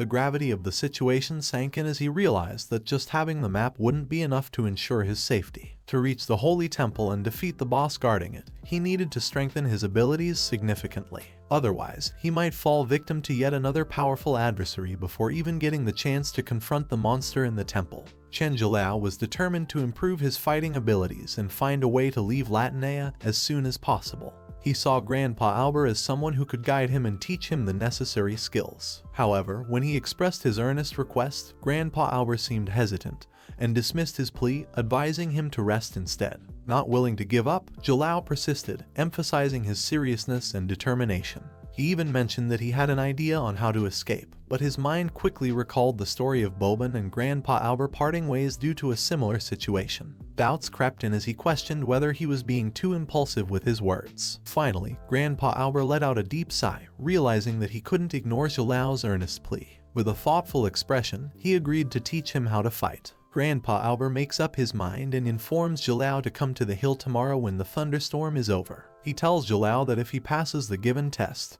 he would agree to teach him. Zhiliao stays firm on his decision and claims that he will definitely pass the test. While walking towards his room, Grandpa Albert couldn't help but think about the fact that after meeting Chen Zhiliao, his hope to leave has been ignited again. In the battle before, Zhiliao had used some terrifying combat skills, and even the Thunder Shield, his strongest defensive skill, began to break. Grandpa Albert had his hopes high and thought that maybe this young man really could lead everyone out of here. Meanwhile, the system reminds Zhiliao about his daily missions that were in a form of a hellish workout. These attribute points were important to him and he couldn't give up. He accepts the mission and trains vigorously with all the weights provided by the carrying system. Chen Zhiliao enthusiastically accepted the challenge, determined to prove himself once again. He faced the mission with unwavering resolve and skillfully completed it. As a reward, the system granted him 4 attribute points to distribute as he pleased. Contemplating his options, he decided to allocate 2 points to intelligence to enhance his strategic thinking, and 2 points to stamina to increase his endurance during battles. Zhiliao was lost in his thoughts when Ceylili appeared with a warm smile, carrying a delicious breakfast for him. She had been searching for him all over and, upon asking Grandpa Albert, he had guided her to his location. Zhiliao felt grateful for her care and concern, and he gratefully accepted the breakfast, thanking her for always looking out for him. Zhiliao shared the news with Ceylili about Grandpa Albert agreeing to teach him how to fight, and she was genuinely delighted for him. She eagerly anticipated witnessing his newfound abilities. However, Zhiliao was uncertain about his potential since he knew he was a priest. He asked Ceylili to explain this aspect to him. Ceylili kindly clarified that the priest profession was merely a direction of development given by the gods, but one's elemental attributes were acquired based on their unique abilities. For instance, Ceylili had a fire attribute, Grandpa Albert had a thunder attribute, and Boban had a shadow attribute. Each person's fighting skills were determined by their individual attributes. Understanding this, Zhiliao became eager to discover his own attribute and the skills he would unlock. Excited about this new revelation, he couldn't wait to see what kind of power he would awaken within himself. Ceylili belonged to a vast world that comprised of 5 distinct continents. Polaris, the continent she resided in, served as a hub for the human race, boasting abundant resources and a thriving trade scene that attracted people from all corners of the globe. West of Polaris lay a region teeming with active volcanoes, home to the renowned Dragon Knights of Megalada. To the north was a continent characterized by perpetual winter called Xanthido, inhabited by giants, fearsome beasts, and rich reserves of valuable spar minerals. Towards the east sprawled Bergama, a land enveloped by dense forests and inhabited by powerful elf families with profound knowledge of magic, as well as formidable monsters. Lastly, to the south stood Chubatik, known as the Edge of the World, where skilled dwarves with unparalleled forging abilities called their home. Each continent possessed unique qualities and distinct cultures, contributing to the diverse and captivating world Ceylili once inhabited. The legends spoke of an endless sea that supposedly led to the realm of the gods. Despite initially considering it mere folklore, Ceylili's belief began to shift when she arrived in this new world. The possibility of the endless sea and the realm of the gods being more than just myth started to take root in her mind. Chen Zhiliao concurred, and he shared his analysis with her, suggesting that if the endless sea and the realm of the gods might be true, then finding the temple to escape from Latinea shouldn't be a mere myth either. Filled with confidence, Zhiliao asserted that they could undoubtedly find a way to leave this place. Ceylili warmly smiled in agreement, embracing the hope that they could achieve what once seemed unattainable. As Grandpa Albert intervenes, Sailili gets startled, and he teases her about confessing her love so quickly to Chen Zhilao. Sailili blushes and anxiously tries to brush off his teasing, insisting that he should not say anything nonsense. Grandpa Albert then turns to Zhiliao and asks if he is prepared to accept the challenge. Zhiliao's determination shines in his eyes as he confidently affirms that he is ready. Grandpa Albert proceeds to share some profound knowledge with Zhiliao, explaining that at the beginning of creation, the gods bestowed the world with different races, missions, and professions. However, the one common thread connecting everything in the world was the elements. He elaborates on how the world is composed not only of tangible elements like water, fire, thunder, earth, and wood, but also intangible ones like light and shadow. The elements play a crucial role in defining the power and abilities of individuals in this world. Grandpa Albert continues to elaborate, explaining that in order to harness the strength of the elements, one must heighten their perception and truly immerse themselves in the flow of these elemental forces. The key to connecting with the elements lies in experiencing their existence firsthand and feeling their presence within oneself. Grandpa Albert then reveals the crucial task at hand. He informs Zhiliao about a habitat for beasts located outside the Latinea teleportation array. He had stumbled upon it by chance during one of his hunting expeditions. Grandpa Albert reveals that the sword, Ozil, has been his loyal companion in battle for decades. He informs Chen Zhiliao that in 3 days, he will activate the teleportation array again. If Zhiliao can use the true strength of the sword to kill the Beast King in the habitat known as Ozil, and bring back its head, he will pass the test. However, Grandpa Albert warns Zhiliao about the dangerous nature of the mission and the possibility that he may never be able to return. He gives Zhiliao one last chance to back out if he doesn't want to take up the challenge. But Zhiliao is resolute in his decision and assures Grandpa Albert that he will not retreat. He promises to come back with the Beast King's head and sets out on his mission. As Chen Zhiliao confirms the mission and departs, Grandpa Albert acknowledges that the orcs in Ozil possess incredible defensive power, making it only possible to defeat the Beast King by mastering the power of the elements. He wants Zhiliao to understand that the power of the elements will reveal itself to him during desperate times. Upon reaching his destination through the teleportation array, Zhiliao finds himself in a strange and eerie place. The surroundings are vastly different from the desert he encountered earlier. The black sand and lack of sunlight make it a grim atmosphere, and a foul smell fills the air. However, he can't afford to be distracted by these unsettling surroundings. His primary focus is on the important task at hand, to locate the herd of orcs and face the daunting challenge of defeating the Beast King. As Chen Zhiliao starts searching for smaller creatures to raise his level, he suddenly gets attacked by someone sneaking up on him. He quickly realizes that it's the Datham, a secretive monster at level 20 known for its stealth. Zhiliao recalls Grandpa Albert's advice about the sword and how he could use it before awakening his elemental powers. Feeling the urgency of the situation, Zhiliao decides to put this advice to the test. As Chen Zhiliao gains more combat experience, he realizes he's no longer the frail newbie player he once was. The fear he used to feel has been replaced by an intense fighting spirit. He confidently engages his opponents, knowing that no matter the enemy, he can face them with resolve. With each battle, Zhiliao becomes more adept at defeating his foes and raising his level, and the sense of terror is replaced by a thrilling sensation of growth and progress. He mercilessly attacks the Datham, cutting it into pieces and ending its existence. Yes, this feeling of continuously conquering and becoming stronger, this pleasure of leveling up after killing a monster was such an irresistible feeling.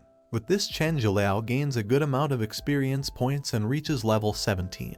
But as he turns around, he's met with a sight that startles him. The place is now filled with more monsters, presenting a new challenge for him to face. Boban couldn't accept his defeat at the hands of Chen Zhiliao. He was determined to improve himself and worked hard to become stronger since the day of their battle. He practiced tirelessly, refusing to remain weak. Despite his efforts, Boban still found it difficult to believe that he lost to a newcomer like Zhiliao, who hadn't even awakened his elemental power as a priest. He was astonished by Zhiliao's ability to emit such a powerful attack that even made him, a seasoned warrior, tremble. Additionally, Boban had never seen Grandpa Albert use that specific move before, and it was evident that Albert could barely stop that formidable blow from Zhiliao. The defeat left Boban both surprised and frustrated, motivating him to push himself even further. Facing the decision to unlock the pharmacy and consume 15 levels at once, Chen Zhiliao weighed his options carefully. He realized that unlocking everything in the game would require an immense amount of levels, possibly reaching 300 or more. Given this daunting prospect, Jalal decided that it would be wiser to prioritize his choices. He considered unlocking the highest level stores first, as they might offer more powerful items and resources that could aid him in his future battles. By accumulating more levels and making strategic decisions, he could maximize the benefits of each unlock and better equip himself for the challenges ahead.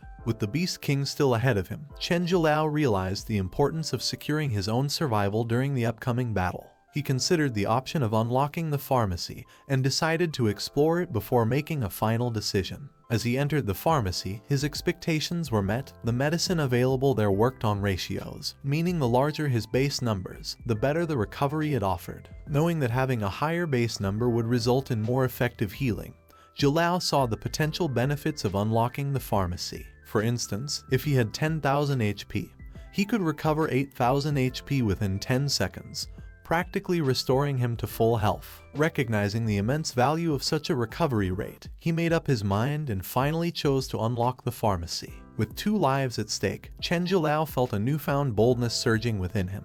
However, his intense battles had drained his energy, leaving him feeling hungry. His stomach grumbled, a reminder that he needed to replenish his strength. Zhulao quickly visits the daily necessities store to buy some food. He decided to purchase some bread, considering it a worthwhile investment in sustaining himself during his challenging journey. As he ate the hard bread, he couldn't help but reminisce about Seiluli's bread, which had left a lasting impression on him as the tastiest bread he had ever encountered. As Jalal reminisced, he realized that 12 hours had already passed, leaving him with approximately 60 hours to complete the mission. According to Grandpa Alber's guidance, the group of monsters he needed to face resided in the northwestern region, where the herb might be found. Amidst his contemplation, the system reminded Jalal about the unassigned attribute points he had earned. He found himself pondering over how to best utilize these points. Although he had previously focused on improving his strength and agility, he was still lacking in HP and defense. Moreover, he was concerned about his mana points, as skills requiring MP could result in reduced damage without a sufficient mana pool. Jalal felt as if he was facing a complex puzzle, similar to a college examination that required proficiency in various subjects to score well. However, unlike a one-time exam, he could continually gain levels and attribute points, allowing him to adapt his choices for the perfect effect in each battle. Jalal carefully allocated his attribute points, hoping to optimize his abilities by combining medicine, the Berserker's sorrow skill, and his combat prowess in battle. Confident in his preparations, he set his sights on finding the den and completing the trail. Meanwhile, Seiluli was deeply concerned about Jalal's safety, questioning Grandpa Albert about his decision to send Jalal to such a perilous place. Albert reassured her by explaining that he had left a mark on Jalal's sword, allowing him to come to the young man's aid if needed.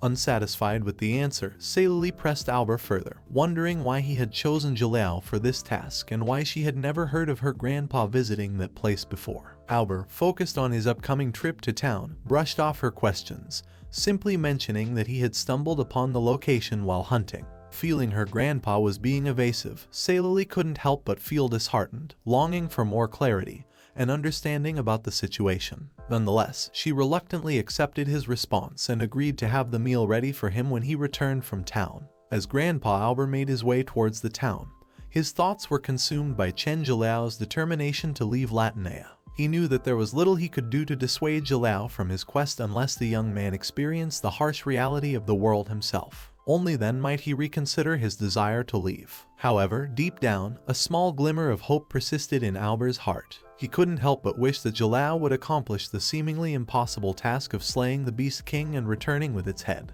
If he could achieve this extraordinary feat, it would undoubtedly earn him the admiration and trust of the people, making them believe that Jalal was the one destined to lead them out of this realm.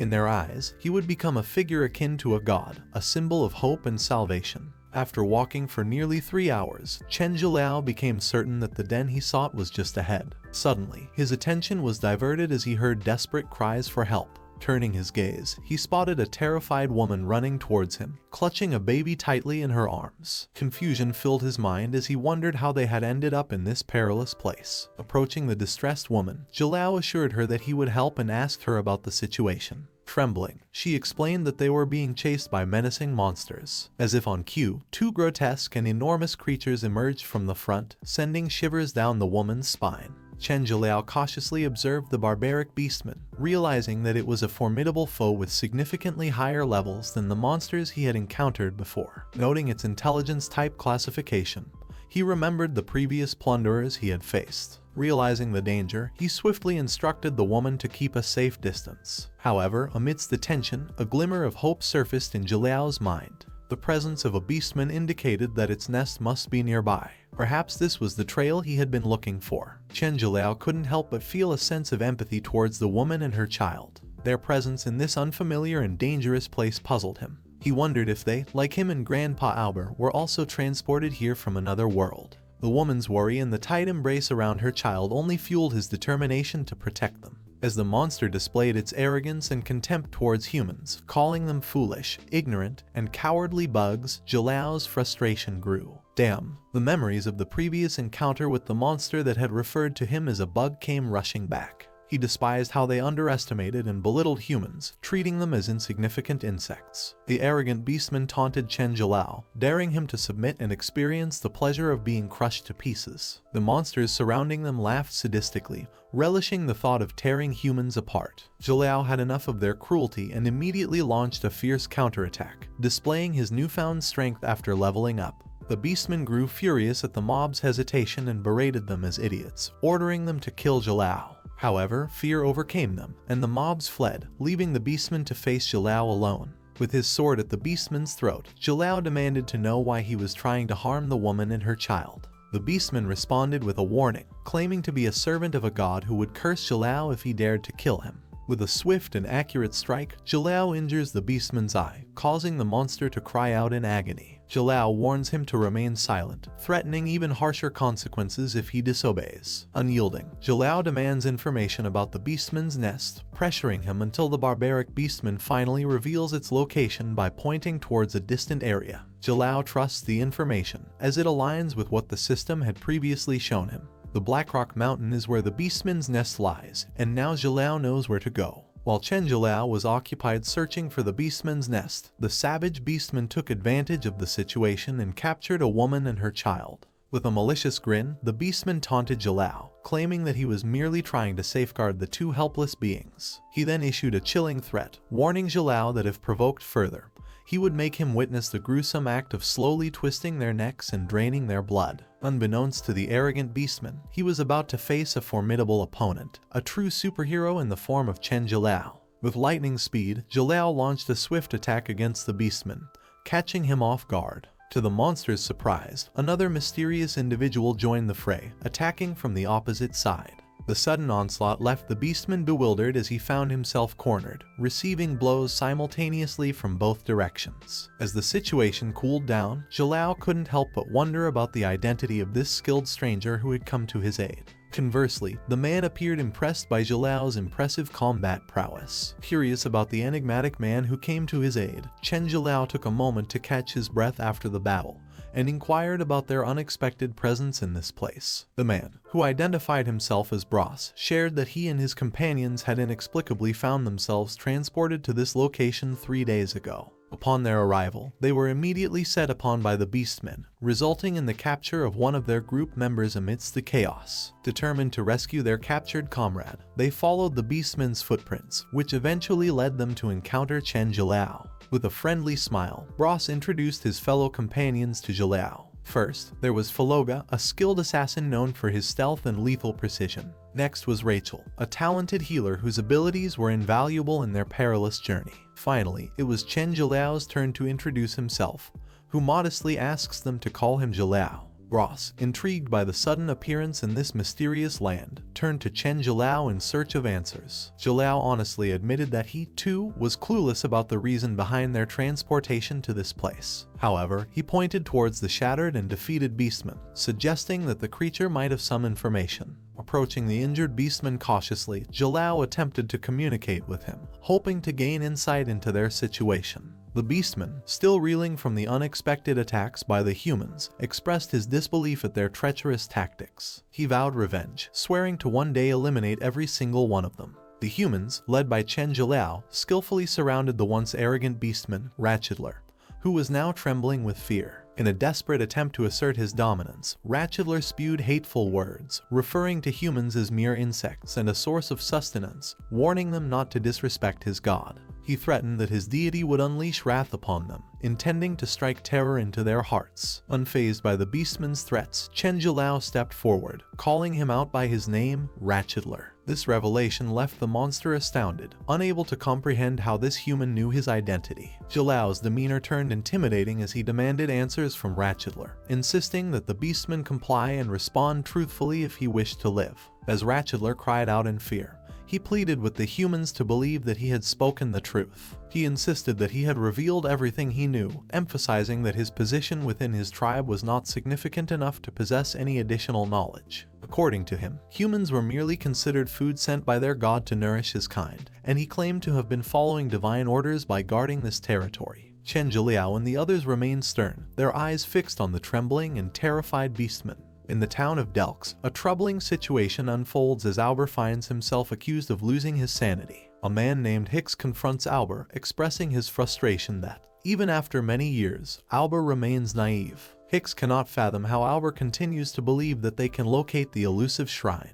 He scorns Albert, accusing him of acting recklessly and likening him to a scoundrel. Hicks relentlessly questions Albert about the potential consequences of finding the shrine, emphasizing that they would have no chance of defeating the powerful monsters guarding it. Hicks, who possesses the power of the wind element, attempts to manipulate Albert's thoughts and beliefs. He belittles Albert, mocking him for placing his hopes in a mere child who hasn't even fully mastered the elemental powers. Hicks reminds Albert of the potential consequences of angering the god associated with the shrine, warning that their entire village would be endangered if they proceed recklessly. As Hicks suggests the unthinkable plan of going to the beastman's cave and killing the innocent child, Albert is taken aback by the sheer absurdity of the suggestion. He cannot fathom how Hicks could propose such a heartless and cruel act, let alone encourage seeking forgiveness from a god who seemingly cared little for their well-being and treated them as insignificant beings. Albert's frustration with the situation reaches its peak. He is tired of the village's tradition of sacrificing innocent lives to maintain a false sense of peace,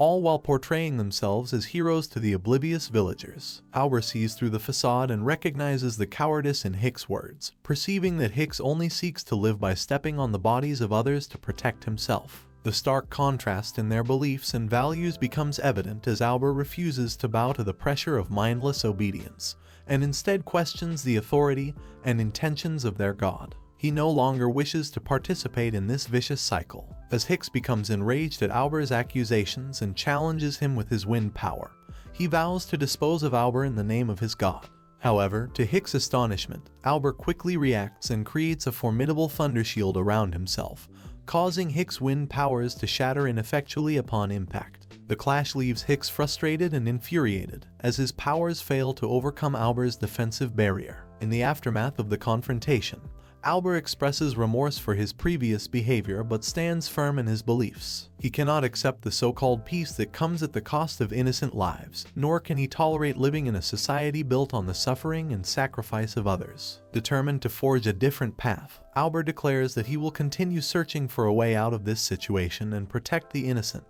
even if it means opposing the very god that Hicks blindly follows. As Hicks becomes even angrier, his emotions threatening to boil over, a figure of authority steps in to intervene. A person of significant influence, someone revered and respected by both Albert and Hicks, steps forward to quell the escalating confrontation. This person, referred to as the Supreme Person, commands Hicks to cease his attack and put an end to the conflict. As Chen Zhiliao found himself trapped in the Latinea desert and met Grandpa Albert, Salili, and their other companions, his perspective on the situation completely shifted. What may have seemed like just another ordinary story setting to casual players became a horrifying reality for him.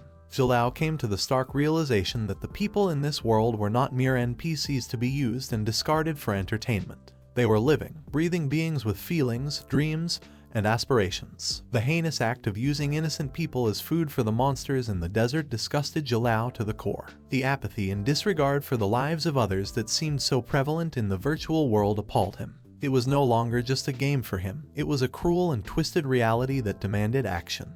Determined to make a difference, Jalal pledged to find the Khepri shrine and help his newfound companions escape this nightmarish place. He could not sit idly by while people suffered and their lives were sacrificed for the amusement of others. Jalal's empathy and sense of justice drove him to take on a heroic role, protecting the innocent and standing up against the oppressive forces that perpetuated this cruelty. In this new reality, Jalal found a deeper purpose, and his quest to find the Khepri shrine became a symbol of hope and liberation for those trapped in the desert. As Chen Jalal ponders the significance of Khepri and the information he had read in the library about Egyptian mythology, he contemplates the mystery surrounding the Beastman's nest. Ratchedler's claim of being ordered to guard the location makes him wonder if the Khepri shrine might be nearby. However, upon considering the direction of Khepri's shrine, he realizes that it lies in the opposite direction. This revelation leaves him perplexed and questioning what the Beastmen were guarding in the first place. Jalal's thoughts start to lead him to another possibility, that there might be some other god or powerful entity sealed within the vicinity.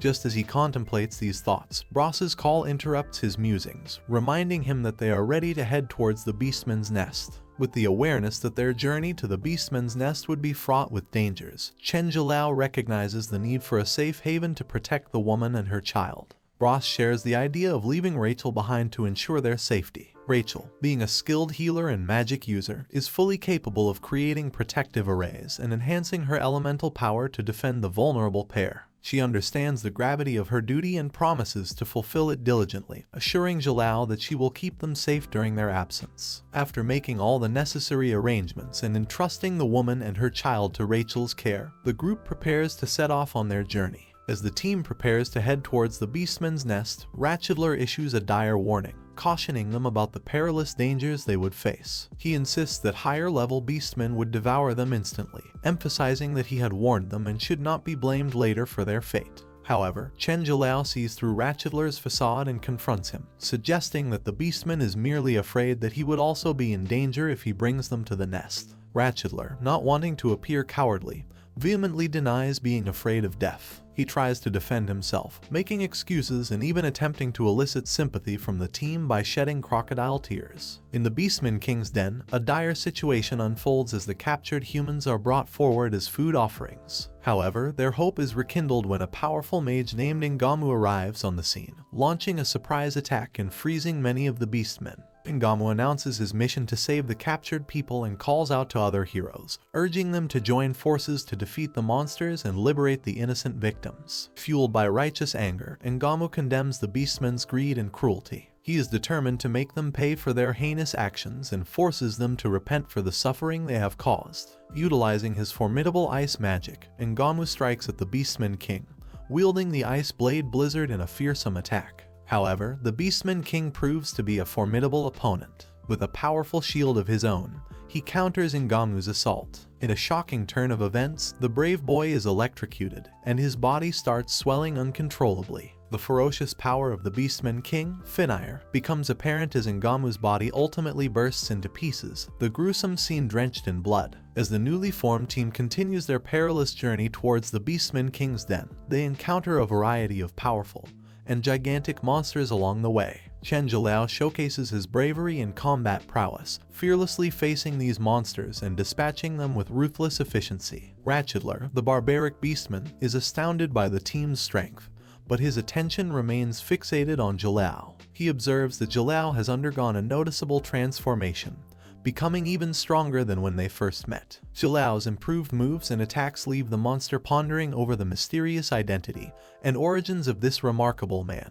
As they approach the Beastman nest, Jalal becomes aware that the number of giant monsters is increasing, and their levels and attack power are growing stronger as well. This escalation in difficulty poses a greater challenge to the team's progress. Despite Jalal's levels being consumed and reset, the amount of experience required for leveling up remains in accordance with his previous level. This dynamic implies that even though Jalal's numerical level has changed, his experience and skill growth have remained intact, allowing him to face increasingly formidable foes. As they continue battling the giant monsters, Chen Jalal notices that the speed at which he is leveling up is slowing down, realizing he needs to pick up the pace. Bross inquires if Jalal is still unused to the combat power of these beasts. He explains that despite the monsters' slow movements, they still require considerable effort to defeat. Ross admires Jalao's remarkable combat prowess, noting that he is the first person he has ever met who can easily defeat these demonic beasts without mastering an elemental power. It appears that their meeting was destined. Impressed by Jalao's skills and bravery, Ross extends an invitation to consider joining his guild once they escape the perilous place. Curious about the guild, Jalao inquires about its nature. Ross, with a humorous twist, claims that his guild is full of alluring beauties, promising to introduce Jalao to them for free if he decides to join. Ross acts gross and he even jokes about MILFs and asks Jalao about his preferences. But Jalao, being innocent and unfamiliar with the term, innocently asks for clarification. Faloga, one of the companions, intervenes, revealing that Ross had previously told him he was the only member of his guild. Embarrassed by Faloga's revelation, Ross realizes his own exaggeration and tries to laugh it off. Ross attempts to divert attention from the previous conversation and urges them to pick up their pace. He playfully teases Faloga for being unnecessary, but in truth, it wasn't Faloga's fault for bringing up the guild matter. Faloga gets down to business and points out the location of the entrance to the nest. They take a moment to survey the entrance before Chen Jalao seeks confirmation from Ratchetler about its validity. However, to their dismay, Ratchetler is nowhere to be found. He had taken the opportunity to escape while they were occupied fighting the giant monsters. Ratchetler, who had fled in a panic, was seen rushing to inform his king about the human invaders. It becomes apparent that he is quite greedy and hopes for a handsome reward from his king for delivering this information. As the team finally reaches the desired spot, the unmistakable stench of the beastmen confirms that Ratchetler had not lied to them. Ross, not wanting to waste any time, is eager to press forward and immediately decides to head into the nest. As they enter, the sight that greets them is unsettling and eerie. The place is filled with rotten bodies and skeletons, a chilling reminder of the horrors that have taken place in this dark and desolate den. Despite the long journey they have taken, they haven't encountered a single beastman yet, making the atmosphere even more eerie and foreboding. Their path ahead takes an even stranger turn as it splits into 3 distinct paths. The team realizes that they have no choice but to split up and venture alone from this point onward. With their plan in place, the team prepares to embark on their separate paths within the Beastman nest. Ross shares a special pattern on Chen Jalao's hand, explaining that it is the Door of Fire. This spell will serve as a means of communication and teleportation between them. If any of them find clues or encounter danger, they can recite the incantation, and the others will be instantly transported to their location. After making the necessary preparations and reaffirming their understanding of the plan, it's time to set their mission in motion. Ross chooses the leftmost tunnel, while Faloga takes the rightmost one, leaving Chen Jalao to venture down the middle path. Each member of the team acknowledges the importance of their role and the potential challenges they may face. With the Door of Fire spell as their lifeline, they move forward with courage, knowing that they are not truly alone, even as they walk their separate paths. As Chen Jalao cautiously proceeds along the pathway, he becomes increasingly aware of the need to level up faster, but to his surprise, he encounters no sign of any beastmen. However, as he delves deeper into the tunnel, his instincts alert him to something disturbing and unsettling.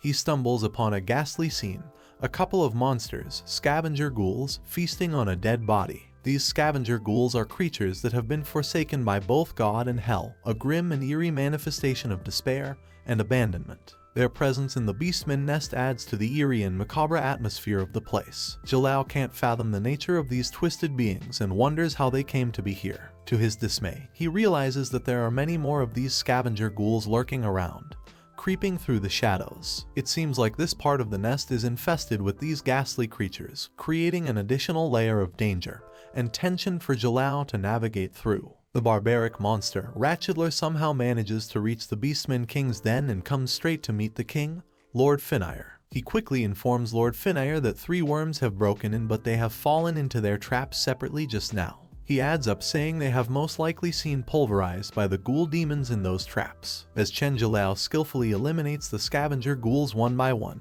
he notices that their attack power isn't particularly strong, but their numbers pose a significant challenge. Nevertheless, Jalao remains focused, taking down the monsters mercilessly. The experience gained from defeating them is considerable, and he steadily accumulates the rewards. As he continues his relentless assault, Jalao realizes that individually killing the ghouls is not the most efficient approach. To expedite the process, he starts taking them down in groups, managing to eliminate 30 of them at once. This tactic proves to be more productive, allowing him to gather experience points more rapidly. However, as he progresses, he also notices that the experience required for each level up has increased significantly. Feeling the urgency to level up quickly and surpass the remaining exp needed, Jalao intensifies his efforts. He takes on even larger groups of scavenger ghouls, successfully vanquishing 100 of them in a single confrontation.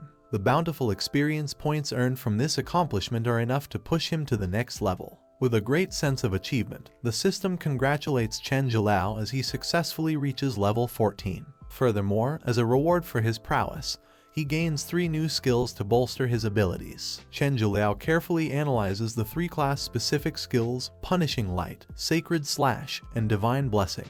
Each skill offers unique specialties in terms of attacking and HP recovery. He finds it difficult to make a decision based solely on the skill's introductions, so he takes the time to analyze and consider how they could work together to create the best combination. Upon closer examination, Jalao realizes that combining Divine Blessing and Punishing Light could be a powerful combination. With Divine Blessing, he can increase his speed and swiftly approach enemies, which complements the close combat nature of Punishing Light. However, he also notices a limitation in Punishing Light's attack range, making it less effective if there are not enough enemies nearby to target. On the other hand, the combination of Sacred Slash and Divine Blessing offers the advantage of twice the HP recovery effects, making it appealing for sustained combat. However, he recognizes that both skills are more focused on healing, which may not be as advantageous during intense battles where swift and decisive attacks are required. After careful consideration, Jalao decides to choose Divine Blessing and Sacred Slash as his 2 skills. These skills provide him with the versatility of both close combat and HP recovery, allowing him to maintain his offensive prowess while ensuring his survivability during battles. As Chen Jalao continues on his path, he can't help but wonder about the well-being of his companions, Bros and Faloga. He hopes that they are faring well in their respective tunnels and that they haven't encountered the same challenges he faced with the scavenger ghouls. The lack of any indication from the mark on his hand leads him to assume that they are safe for now. No news is good news, as they say. Focusing on the task at hand, Jalao encounters another group of scavenger ghouls growling menacingly. Undeterred, he decides to press forward and continue his hunt. As Bros continues to fight the demons on his path, he unleashes the powerful Hellfire Sunder skill, engulfing the monsters in flames. However, his attention is soon diverted by a haunting melody, a beautiful but eerie song that fills the air. The monsters around him seem to be afraid of what's coming, indicating that this song is the source of their aggression. Approaching him is a thin, creepy figure, but as she draws nearer, Bros is taken aback to realize that she is actually a stunningly beautiful girl with an alluring figure. Despite her enchanting appearance, he understands that she is the one controlling the scavenger ghouls and orchestrating their attacks against him. He is determined to defeat her and put an end to her sinister influence. However, before Bros can react, it's already too late. The demonic girl's wicked smile hints at her sinister intentions. With the power of her haunting song, she ensnares Bros in a creepy trap, sapping him of his strength. He finds himself unable to muster any energy to fight back. Bros's heart races as he realizes the dire situation he's in. The song's enchantment has left him helpless, unable to move or break free from its grip. The girl bends down and runs her hands all over him. She gets overexcited as it's been a long time since she had such a tasty worm. The demonic girl reveals her demonic features and her long tongue was busy licking Bros. She runs her fingers over Bros's abs and takes her time to enjoy her prey. Bros felt disgusted and wondered if he was really going to die in such a sorry manner. As Chen Jalao intervenes and attacks the demonic girl, he asks Bros if he arrived just in time to save him. The girl inquires if her companion Delic failed to finish him off. In response, Jalao confidently throws a demon's head on the floor and tells the girl that Delic may have been stronger than the scavenger ghouls, but he was still an easy opponent to defeat. Frustrated by Jalao's defiance, the demonic girl decides to take matters into her own hands and begins playing her haunting song again.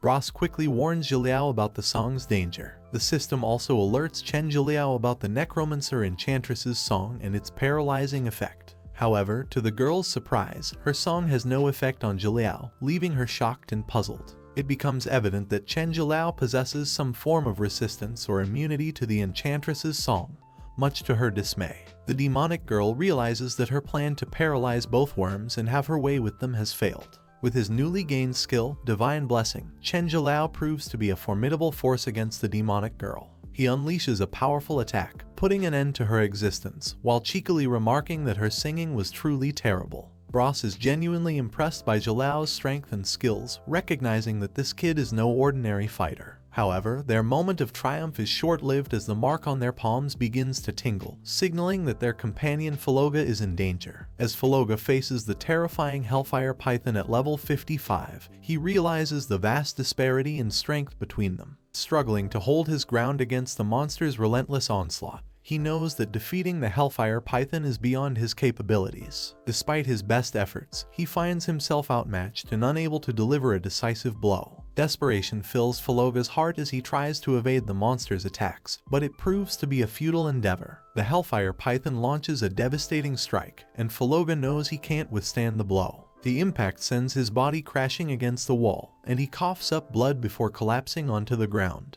Lying there, battered and weakened, Faloga can feel the sinister presence of the Hellfire Python approaching him with deadly intentions. As the Hellfire Python looms over him, Faloga's life hangs in the balance. With the timely arrival of Chen Jilao, the strong and brave boy, he swoops in and launches a fierce attack on the Hellfire Python with his sword. The wicked snake growls in pain, preparing to retaliate against its attackers. Jilao quickly apologizes to Faloga for arriving a little late, understanding the dire situation he was in.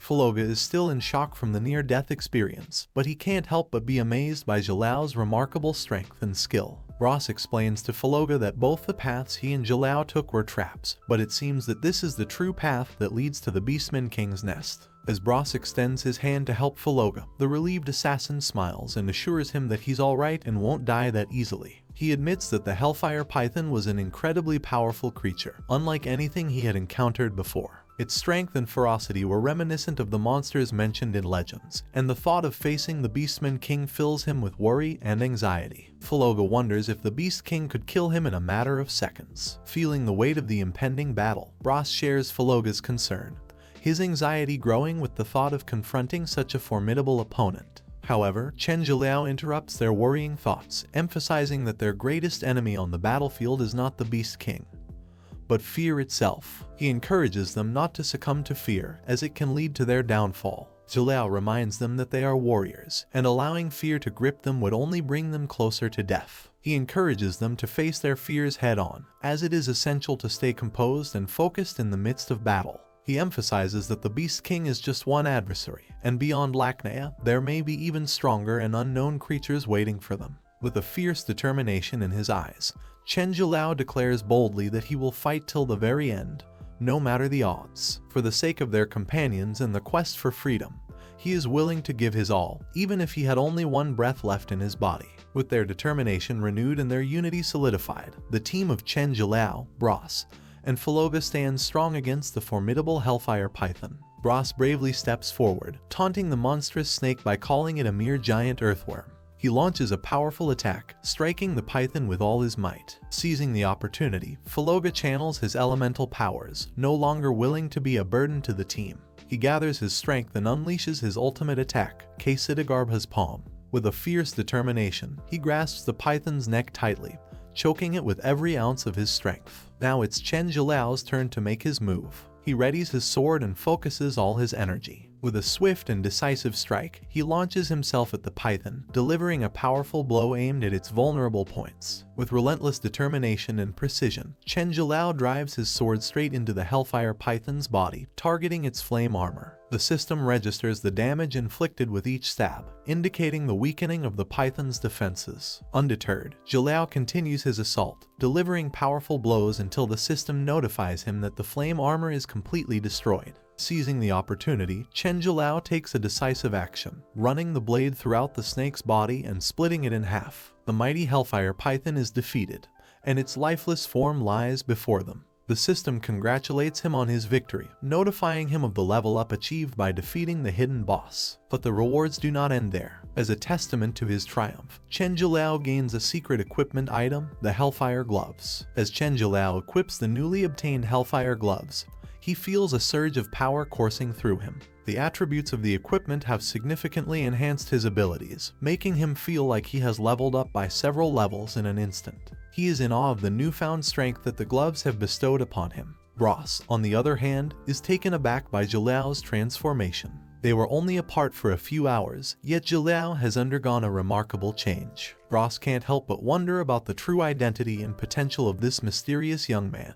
The rapid growth and immense power Jalal now possesses intrigue and impress him. With the defeat of the Hellfire Python, the team's focus now turns to the ultimate goal, to hunt down the Beastman King. Just as they prepare to move forward, they spot Ratchetler peering out from behind a wall, looking around with curiosity. Realizing their opportunity, both Chen Jalal and Bros launch a simultaneous attack on the Beastman, catching him by surprise. The idiotic monster is taken down swiftly, overwhelmed by the double power of the team's united assault. As the team confronts Ratchetler, Bros demands answers from the shameless monster. Ratchetler tries to play innocent, claiming he got lost and blaming the Beastman King for activating traps. While there might be some truth to their encounters with other monsters along the way, Bros sees through his act and kicks him, demanding the truth. He warns Ratchetler that they will kill him if he doesn't lead them to the Beastman King immediately. Fearing for his life, Ratchetler complies and guides them towards the entrance where the Beastman King's den awaits. Bros maintains a watchful eye on him, threatening severe consequences if he tries anything sneaky. Finally, they arrive at the entrance, and Ratchetler recites a spell in Chinese and asks the door to open.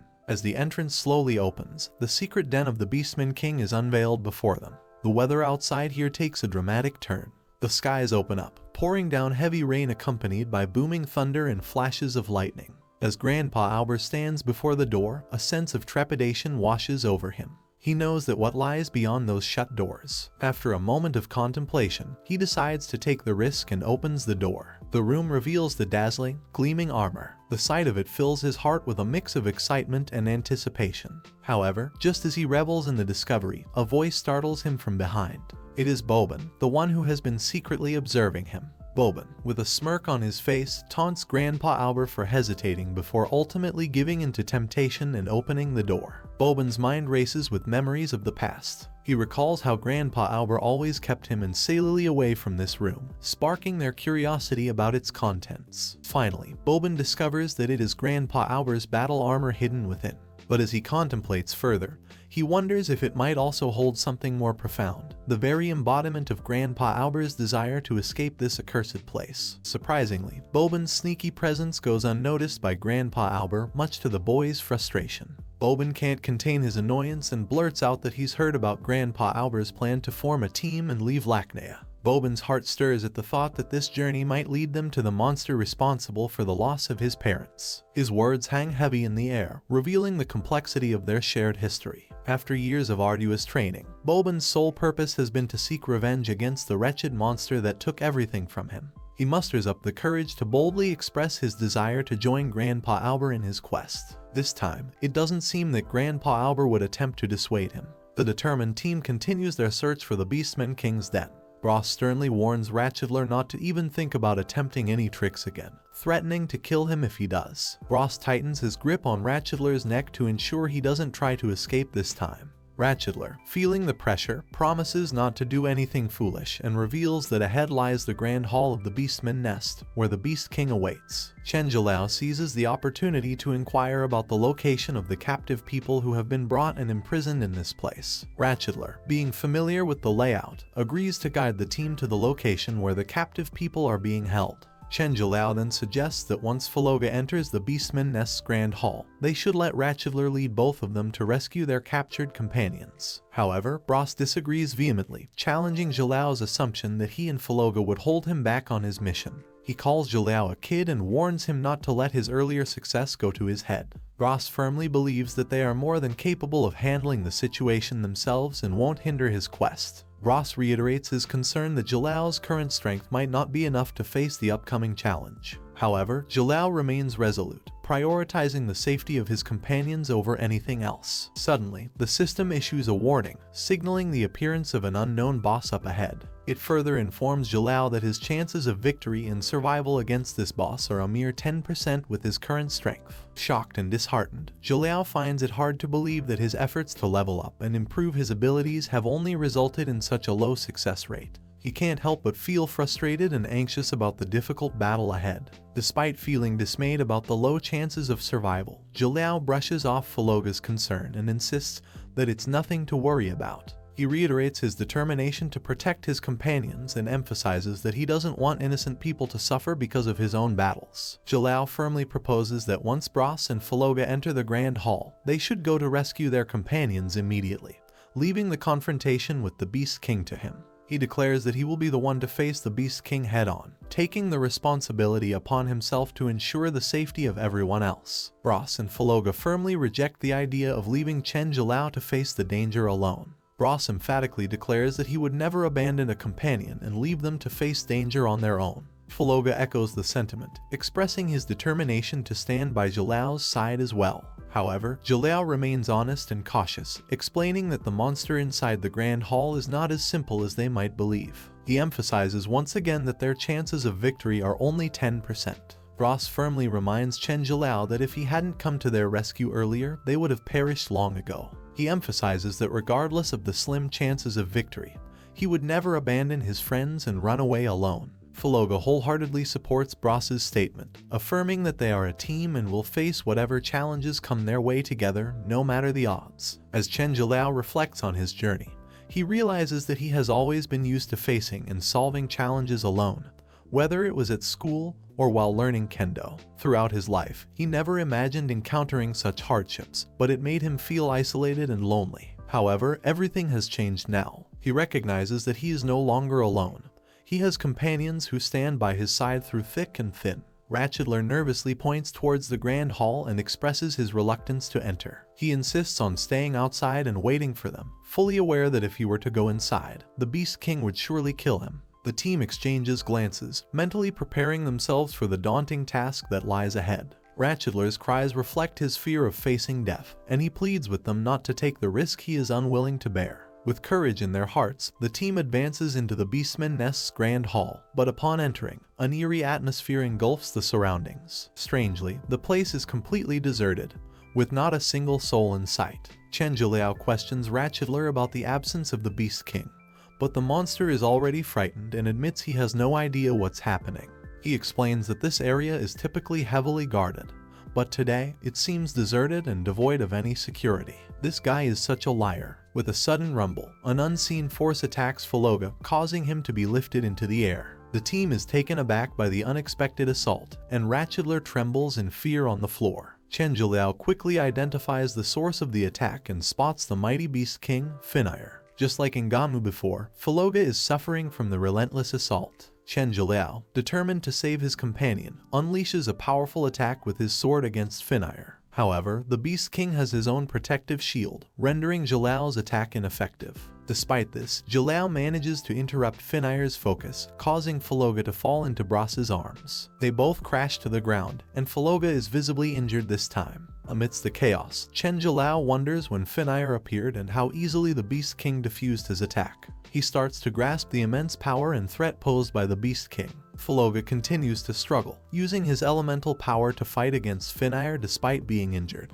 Bros, seeing Faloga's determination, advises him not to push himself too hard, but Faloga remains resolute in his goal to defeat their enemy at any cost. The team engages in a fierce battle against Finire, with Bros launching a powerful attack that proves futile against the Beast King's protective shield. Chen Jalal follows suit, but his attack also fails to have any effect. Finire appears to be amused by their attempts to harm him, relishing in toying with these human intruders. Now, it's Finire's turn to attack. With swift movements of his hands, Finire unleashes a devastating attack that causes chaos throughout the entire area, except for the protection of his shield. The force of the attack shakes up the surroundings with minimal effort on his part, showcasing his immense power. Ratchetler, in his loyalty to the king, cheers for Finire as the Beast King demonstrates his dominance over the humans. Chen Jalal was panting heavily, feeling upset and frustrated. He couldn't believe the terrifying offensive power of the Beast King, Finire. Both Bros and Faloga had been seriously injured by Finire's attacks. Jalal asked if they were alright,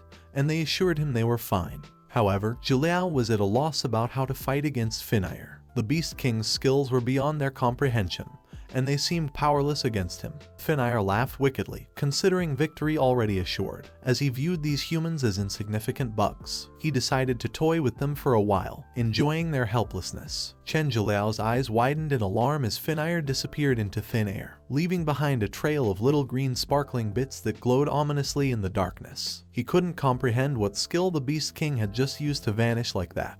Before he could figure it out, Finnair reappeared right beside Bros, ready to strike the unguarded human. Zhiliao's instincts kicked in, and he urgently alerted Bros to the imminent danger, hoping to give him a chance to defend himself. Bros swiftly turned around, only to find Finnair's menacing figure right behind him. Before he could react, the Beast King struck his fist into Bros's stomach, causing him to cry out in pain. Despite the agony, Bros gathered his strength and prepared to retaliate, launching a powerful fist towards Finnair. But to his dismay, the monster effortlessly caught Bros's hand, neutralizing his attack with ease. Bros clenched his teeth and tried hard to get through the pain. Determined not to give up, Bros mustered all his strength and launched a powerful kick towards Finnair. However, it was as if his attack didn't even make a dent in the massive creature, while Bros himself was left writhing in pain once again. As the realization of his helplessness sank in, Bros collapsed to the ground, his body battered and bruised. Finnair seemed to grow even more enraged, and the team knew they were in serious trouble. Faloga's voice rang out, filled with concern and fear, as he saw his companion lying motionless on the floor, severely wounded. As the formidable Beast King, Finnair loomed before them and was poised to attack his human opponents. Both Faloga and Bros were now gravely injured, with Bros struggling to even stand and Faloga suffering from severe internal wounds. Chen Zhiliao's heart ached for his companions, but he knew there was no time to dwell on their injuries. Zhiliao urged Faloga to take care of Bros while apologizing for not being able to protect them better. Bros felt guilty for being a burden and tried to stand, but Faloga insisted that he should lie down and stop moving. With determination in his eyes, Zhiliao assured his teammates that he would face the Beast King alone. He asked them to trust him and leave the rest to him. Chen Zhiliao knew that he had to defeat this vile creature, no matter the cost. Standing firm and resolute, Chen Zhiliao prepared himself for the one-on-one battle with Finnair.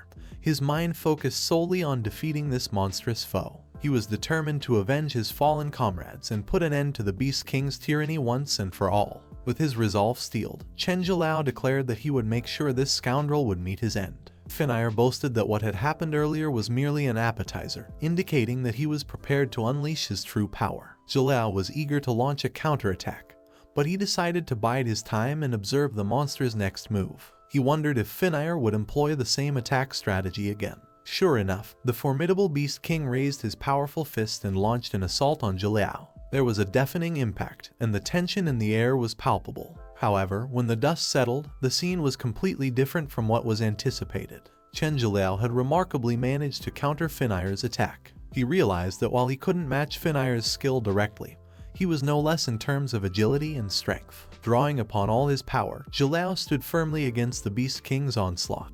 Bros couldn't help but be in awe of Chen Zhiliao's feat. Zhiliao had not only withstood the monster's attack but also managed to stand firm against it. Bros knew that even if he trained for another 10 years, he might not be able to match the strength of the Beast King, Finnair. The monster's power was simply overwhelming. On the other hand, Finnair appeared surprised that a mere human had managed to withstand his attack. It was the first time a worm had shown such resilience against him. The battle was intensifying, and the Beast King seemed to be thoroughly enjoying the challenge. The atmosphere was charged with anticipation as the clash between Zhiliao and Finnair continued to escalate. Finnair scoffs at Zhiliao's defiance, dismissing him as a mere worm whose resistance only adds to his amusement. With a menacing grin, the Beast King declares that Zhiliao should meet his end in hell. He launches a powerful attack at Zhiliao, but the determined warrior continues his counterattack and stands his ground. Zhiliao confidently retorts that Finnair should save his surprise for the moment when he severs the monster's head from his body. He vows to repay the Beast King for what he did to his friends, returning the pain and suffering inflicted upon them to Finnair multifold.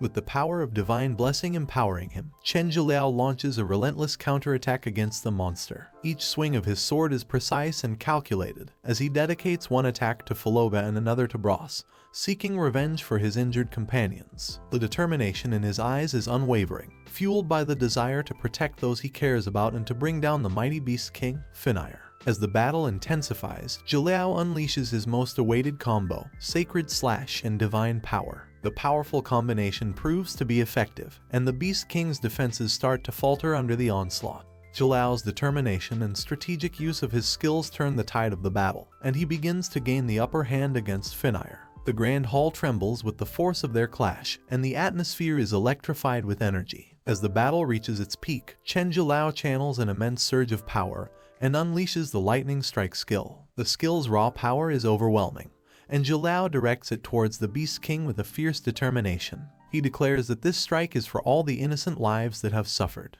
Ross and Faloga can only watch in awe and astonishment as Jalao's strength continues to grow exponentially. His display of power leaves them both impressed and reassured in their choice to stand beside him. Meanwhile, the once confident Finire is now facing a formidable adversary in Jalao. Realizing that he can't remain passive any longer, Finire gathers his own elemental power and prepares to fight back. Ratchetler, who has been observing the battle, senses that the Beast King is about to unleash his elemental power, and he knows that the situation has taken a dangerous turn.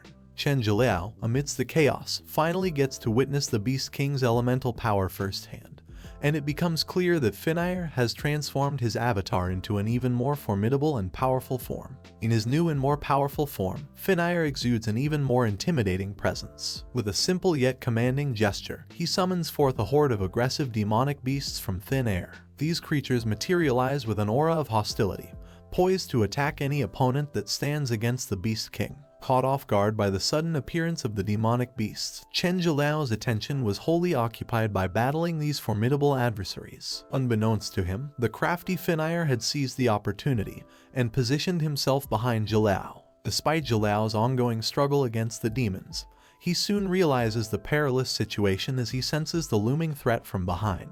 However, his reaction proves futile as he is unable to fend off the swift attack from Finire. In an instant, the battlefield is consumed by an intensified clash of titanic forces, the impact of which even affects the onlookers, Bros and Faloga, with its sheer magnitude. As the billowing smoke begins to dissipate, a disconcerting sight emerges. Droplets of blood fall incessantly, each marking the path of a painful struggle. Amid this tableau of turmoil stands Chen Jalao, an embodiment of calm yet far from composed. The impact of the recent clash had been overwhelming, evident in the shredded remnants of his attire and the numerous lacerations that marred his form. Blood seeped from these wounds, a testament to the ferocity of the battle. Across the field, the Beast King Finire appeared notably content. The pause was over, he yearned for success. Seeing his adversary weakened and injured, Finire sensed an opportune moment and had no intention of letting it slip away. In a swift and resolute motion, Finire wasted no time in initiating his second assault. A palpable fervor radiated from the Beast King, a fervent determination that Jalao couldn't help but perceive. His own body, however, refused to respond to his commands, a stark realization that all his skills had been exhausted. He began to wonder if this was indeed his final stand. Yet, defying all expectations, Finire underwent another transformation, his power escalating further. There was no time for Jalao to fully comprehend this metamorphosis. Finire struck without pause. Propelling himself forward with relentless vigor, he directed a devastating blow towards Jalao. The impact was profound, a force that Jalao could scarcely withstand. Before he could regain his bearings, Finire pressed on, launching a successive attack that left no room for retaliation. Overwhelmed by the onslaught, Jalao succumbed, collapsing onto the unforgiving ground, his injuries now overwhelming him. The air seemed thick with Finire's arrogance. He reveled in his apparent triumph, deriding Jalao as nothing more than a worthless insect deserving of being crushed underfoot. The Beast King taunted Jalao to accept the inevitability of his fate, to perish at the hands of a creature so vastly superior. Each breath Jalao took felt like a struggle, his mind grappling with the looming specter of his potential demise. In the midst of this dire situation, a cascade of memories surged through Jalao's mind. Echoes of past torments reverberated as if in a cruel flashback. There was a voice, a mocking tone, questioning the peculiar choice of his name, Jalao, the Chinese word for cicada. The same voice jeered that the name befitted him perfectly, underscoring his perceived insignificance. Sinister laughter filled the void, a chilling soundtrack to his introspection. Jalao revisited the pains of his past, the bullies who branded him shorty and nerd, the torrents of hostility he faced. He remembered how he yearned for acceptance, his heart aching for someone he believed was out of his league. His thoughts then turned to the genesis of his journey, starting when he met Xiaomai. Her gaming alias, Bursting Sweetheart, echoed in his recollections, as did their initial virtual rendezvous, incomplete yet enchanting. The memories danced, encapsulating his foray into the game world and his subsequent futile attempts to log out. Amidst the maelstrom of emotions and memories, an enigmatic power seemed to envelop Chen Zhiliao, infusing him with newfound strength. Within this tumultuous battle, an evolution was taking place right before his eyes. Zhiliao's past began to intermingle with his present, and he found himself recalling memories of his mother, a figure of profound significance in his life. A tender recollection emerged, a childhood moment when his mother gently called him to return home with her. At this very juncture, all Zhiliao yearned for was to find his way back home. In the midst of these intense moments, Zhiliao's growth was unfurling in a manner almost beyond his conscious realization. He was undergoing a profound transformation, an evolution fueled by determination and the depths of his emotions. Ross and Faloga observed this phenomenon from a distance, captivated witnesses to the metamorphosis of their teammate into a formidable warrior. It was as though Zhiliao was experiencing a complete upgrade, an augmentation of his being that had fundamentally changed him. The once vulnerable individual had shed his former skin, emerging as someone entirely different, empowered by his newfound strength and resolve. This guy was no longer weak, and now his new avatar truly reflected it. Persistently, a persistent voice infiltrates Chen Zhiliao's consciousness, coaxing him out of his deep reverie until his eyes blink open. At last, Zhiliao responds to this persistent beckoning. Yet, the world he awakens to is entirely foreign, a realm shrouded in unfamiliarity. As he takes in his surroundings, he grapples to comprehend how he transitioned from the fervent clash with the Beast King to this enigmatic locale. Questions swirl through his mind, punctuated by uncertainty. Could he have already met his end? However, the shadow of doubt dissipates as an individual. An enigmatic presence asserts that Chen Zhiliao's existence persists beyond the realm of death. This new figure, equally strange and oddly familiar, takes residence in the scene. Zhiliao, riddled with curiosity and a touch of indignation, demands to know how this stranger is privy to his identity, and inquires about his own identity. In response, the enigmatic figure mirrors Zhiliao's inquiry, revealing his own desire to know who he is. The enigmatic figure proceeds to shed light on his own perplexing circumstances, revealing that he himself awoke in this unfamiliar realm without any recollection of the passage of time. The eons had blurred together into an indistinct haze, rendering it impossible to ascertain the extent of his time here. Was it 1,000 years, 10,000,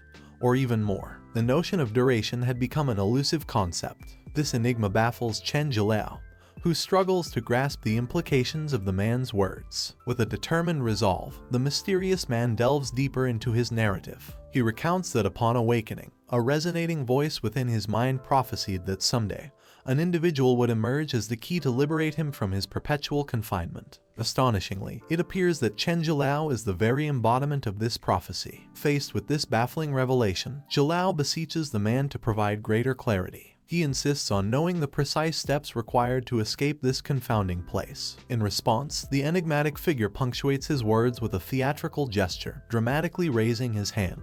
With an air of finality, he enigmatically commands Chen Zhiliao to accept him. With a bow that carries an air of both reverence and supplication, the man prostrates himself before Chen Zhiliao. With genuine fervor, he implores Zhiliao to become his master, citing the resonating voice that had heralded the prophecy. This ethereal voice had revealed that by aligning his fate with that of his master, they could break free from this entwined existence and escape their seemingly eternal confinement. The man's entreaties are compelling, and he persists in beseeching Zhiliao to consider his proposition. To Zhiliao's bewilderment, the solution seems deceptively straightforward. Without hesitation, he acquiesces to the man's plea, accepting the role of master. Filled with renewed purpose, Zhiliao's commands are swift and resolute. He urges the man to act expeditiously, to enact the promise that had been etched in their shared destiny. The mysterious man's demeanor transforms instantaneously, his countenance aglow with exultant anticipation. Taking hold of Zhiliao's outstretched hand, the man initiates a current of palpable energy, akin to the friction of two worlds intersecting. In the blink of an eye, the scenery shifts, and Chen Zhiliao finds himself transported back to the very battleground he had left behind. With a sense of both awe and realization, Zhiliao discerns the authenticity of the mysterious man's words as he finds himself back in the familiar battleground.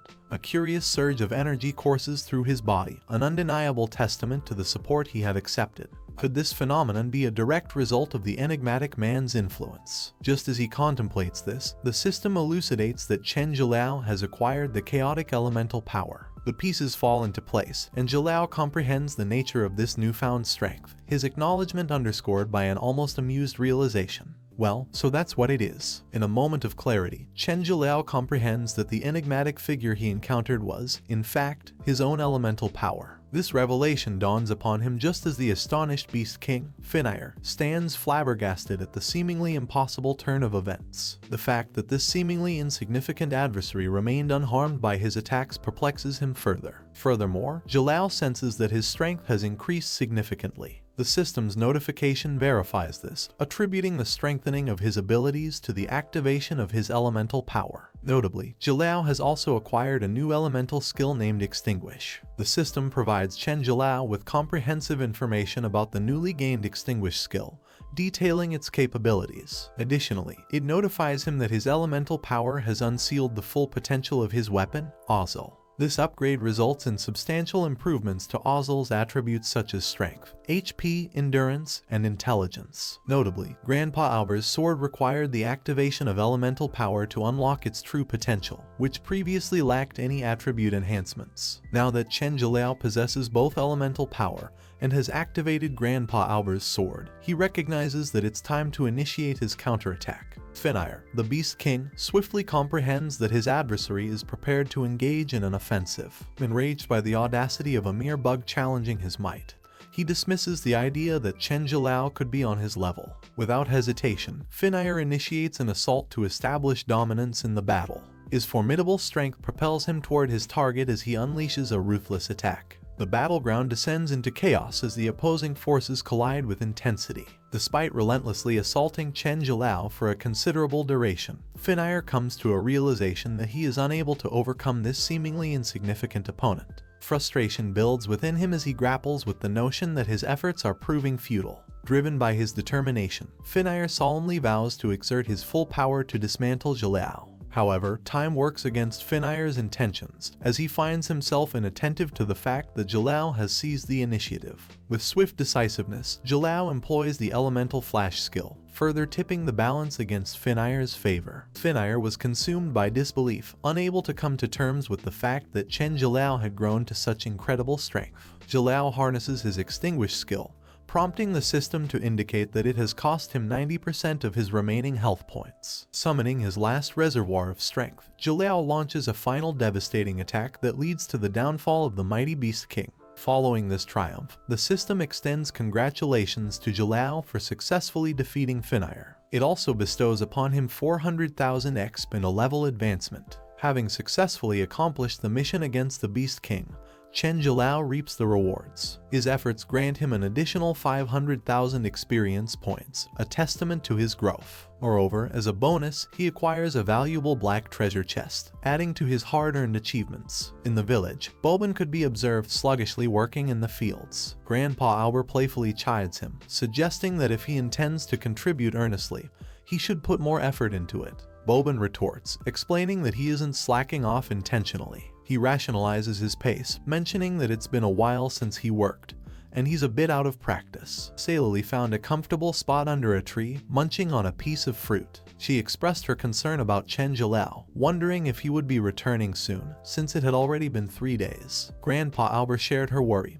revealing his own unease about the situation. He mentioned that he was planning to leave in a few hours to investigate. Suddenly, a deep rumble echoed through the area, causing the ground to shake beneath them. Swiftly, a powerful gust of wind swept over them, prompting them to shield their faces with their hands against the force. The gust persisted for about a minute before subsiding. Bobin immediately inquired about the phenomenon, turning to Grandpa Albert for answers. Ceylali approached the old man, making sure he was all right, and joined in questioning what had just occurred. Grandpa Albert explained that when high-level monsters are defeated, they can emit energy waves. He went on to clarify that the origin of the energy wave they experienced came from the direction of the beastman's nest. This led him to conclude that Chen Zhilao must have mastered elemental power and successfully defeated the Beast King. Inside the beastman's nest, tension hung heavy in the air. Those who had witnessed Chen Zhilao's triumphant defeat of the Beast King Finire were left utterly astonished. Ratchetler's fear was palpable, realizing that his formidable lord had been vanquished by Jalao.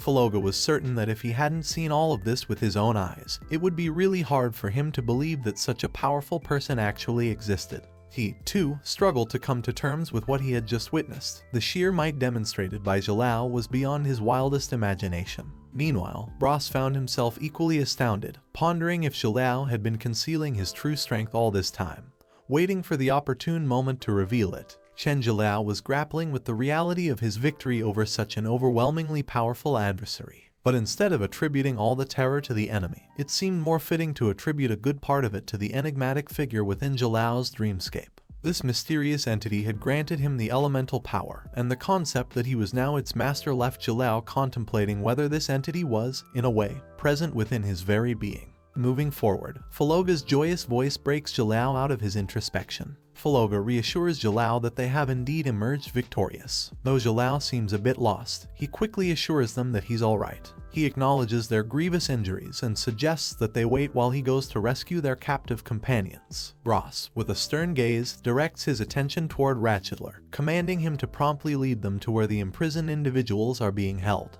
Without any hesitation, Ratchetler transforms into a cooperative figure, displaying a completely different demeanor, and readily obeys their orders. Despite Chen Jalao's recent victory, a sense of unease and unanswered questions cast a shadow over his happiness. The enigmatic figure of the old man, and the peculiar circumstances of entering that dreamscape at such a crucial moment, continued to trouble his mind. He pondered whether his arrival in this unfamiliar realm was merely a coincidental game glitch or if there was a deliberate orchestrator behind the unfolding events. The confusion and mysteries swirling around him left him feeling dizzy. However, just as he was about to succumb to this dizzy spell and collapse, Grandpa Albert appeared seemingly out of thin air, catching Jalao in his arms. The familiar presence of his guardian provided a reassuring anchor. In that moment, Jalao realized that he was once again under Grandpa Albert's care. He managed to summon a proud smile and, with determination, tried to convey to Grandpa Albert that he had successfully completed the mission. Amidst the persistent calls, Chen Jalao gradually awakens, drawn to the voice. His eyes open, and before him, he sees his mother with those distinct, luminous yellow eyes. She playfully informs him that it's well into the afternoon and questions whether he plans to sleep his day away. Overwhelmed by the surreal sight, Jalao's eyes well up with tears as he questions if he has finally returned to reality. His mother, radiating warmth, shares that she has already prepared his favorite dishes for a meal. The wave of emotions overtakes Jalao, momentarily erasing the recent trials from his mind. The weight of his experiences recedes as he tightly embraces the figure before him, his mother's presence bringing a sense of solace he longed for. Amidst his tears, he exclaims that he has finally come back. Yet, in a swift turn of events, a dissonant voice interrupts the scene, demanding to know what he's doing. Jalao is jolted from the dreamlike moment, realizing that the person he embraced isn't his mother, but Boban. The awkwardness of the situation washes over him, leaving him flustered by the unexpected shift from one reality to another. Startled by Boban's question and still recovering from the awkward moment, Chen Jalao attempts to redirect the conversation. He queries Boban about his presence, aiming to shift the focus away from the hugging incident. Boban quickly reassures Jalao, explaining that he's only here because he promised Grandpa Albert to look after him. He emphasizes that Jalao shouldn't misinterpret his actions and clarifies that he still intends to challenge Jalao to a match when the time is right. Boban's tone then shifts as he instructs Jalao to stay put while he goes to inform Grandpa Albert and Salili about Jalao's awakening. As Boban departs, Jalao is left to his thoughts. He reflects on the recent events, the surreal dream-like experience he had just emerged from. He contemplates how he has returned to this familiar place and tries to piece together the sequence of events. He recalls glimpses of Grandpa Albert in his dream and the subsequent blackout before waking up here. In the midst of his thoughts, Jalao's mind also drifts to his teammates, Bros and Faloga, and he wonders about their current status. However, his train of thought is interrupted by a pounding headache that throbs in his head. Meanwhile, the system's notification grabs his attention. It informs him that there's an unopened chest in his backpack, likely the reward from his recent accomplishments. Additionally, Jalao is reminded that he has gained points from leveling up that still need to be assigned. The system prompts him to take action and allocate these points without delay. Chen Jalao's memory is jogged about the treasure chest he obtained from defeating the Beast King. He recalls receiving a key after defeating Boban, and he intends to use that key to unlock the mysterious treasure chest. Curiosity fills his mind as he contemplates the contents of the chest. Following the system's confirmation, he proceeds to open the chest using the acquired key, setting in motion the activation process. Excitement surges as Chen Zhilao discovers an array of exciting and rare items inside the treasure chest. Most notably, he finds the legendary ring known as the Ring of Finir's Protection, which, when worn, grants him access to the Beast King's protection skill. Amidst this, the system reveals that he has also acquired a legendary hidden item, an egg. Although Zhilao's first thought is whether he could eat it, he's taken aback as the egg starts to crack and hatch before his eyes. Intrigued and puzzled, Zhilao witnesses the egg hatching to reveal a peculiar child. The unexpected appearance leaves him at a loss for words. He speculates whether this legendary item might be some kind of pet. As the egg cracks open fully, the child inside looks at Chen Zhilao and enthusiastically calls him daddy. Zhilao is utterly perplexed by this unforeseen turn of events, wondering why on earth this child is addressing him as its father. So that is it for this video. Guys, hope you enjoyed it. So if you like the video, then hit that like button and leave a comment for the next part. Most important, subscribe and press the bell icon for notification. I will meet you in the new video. Till then, bye.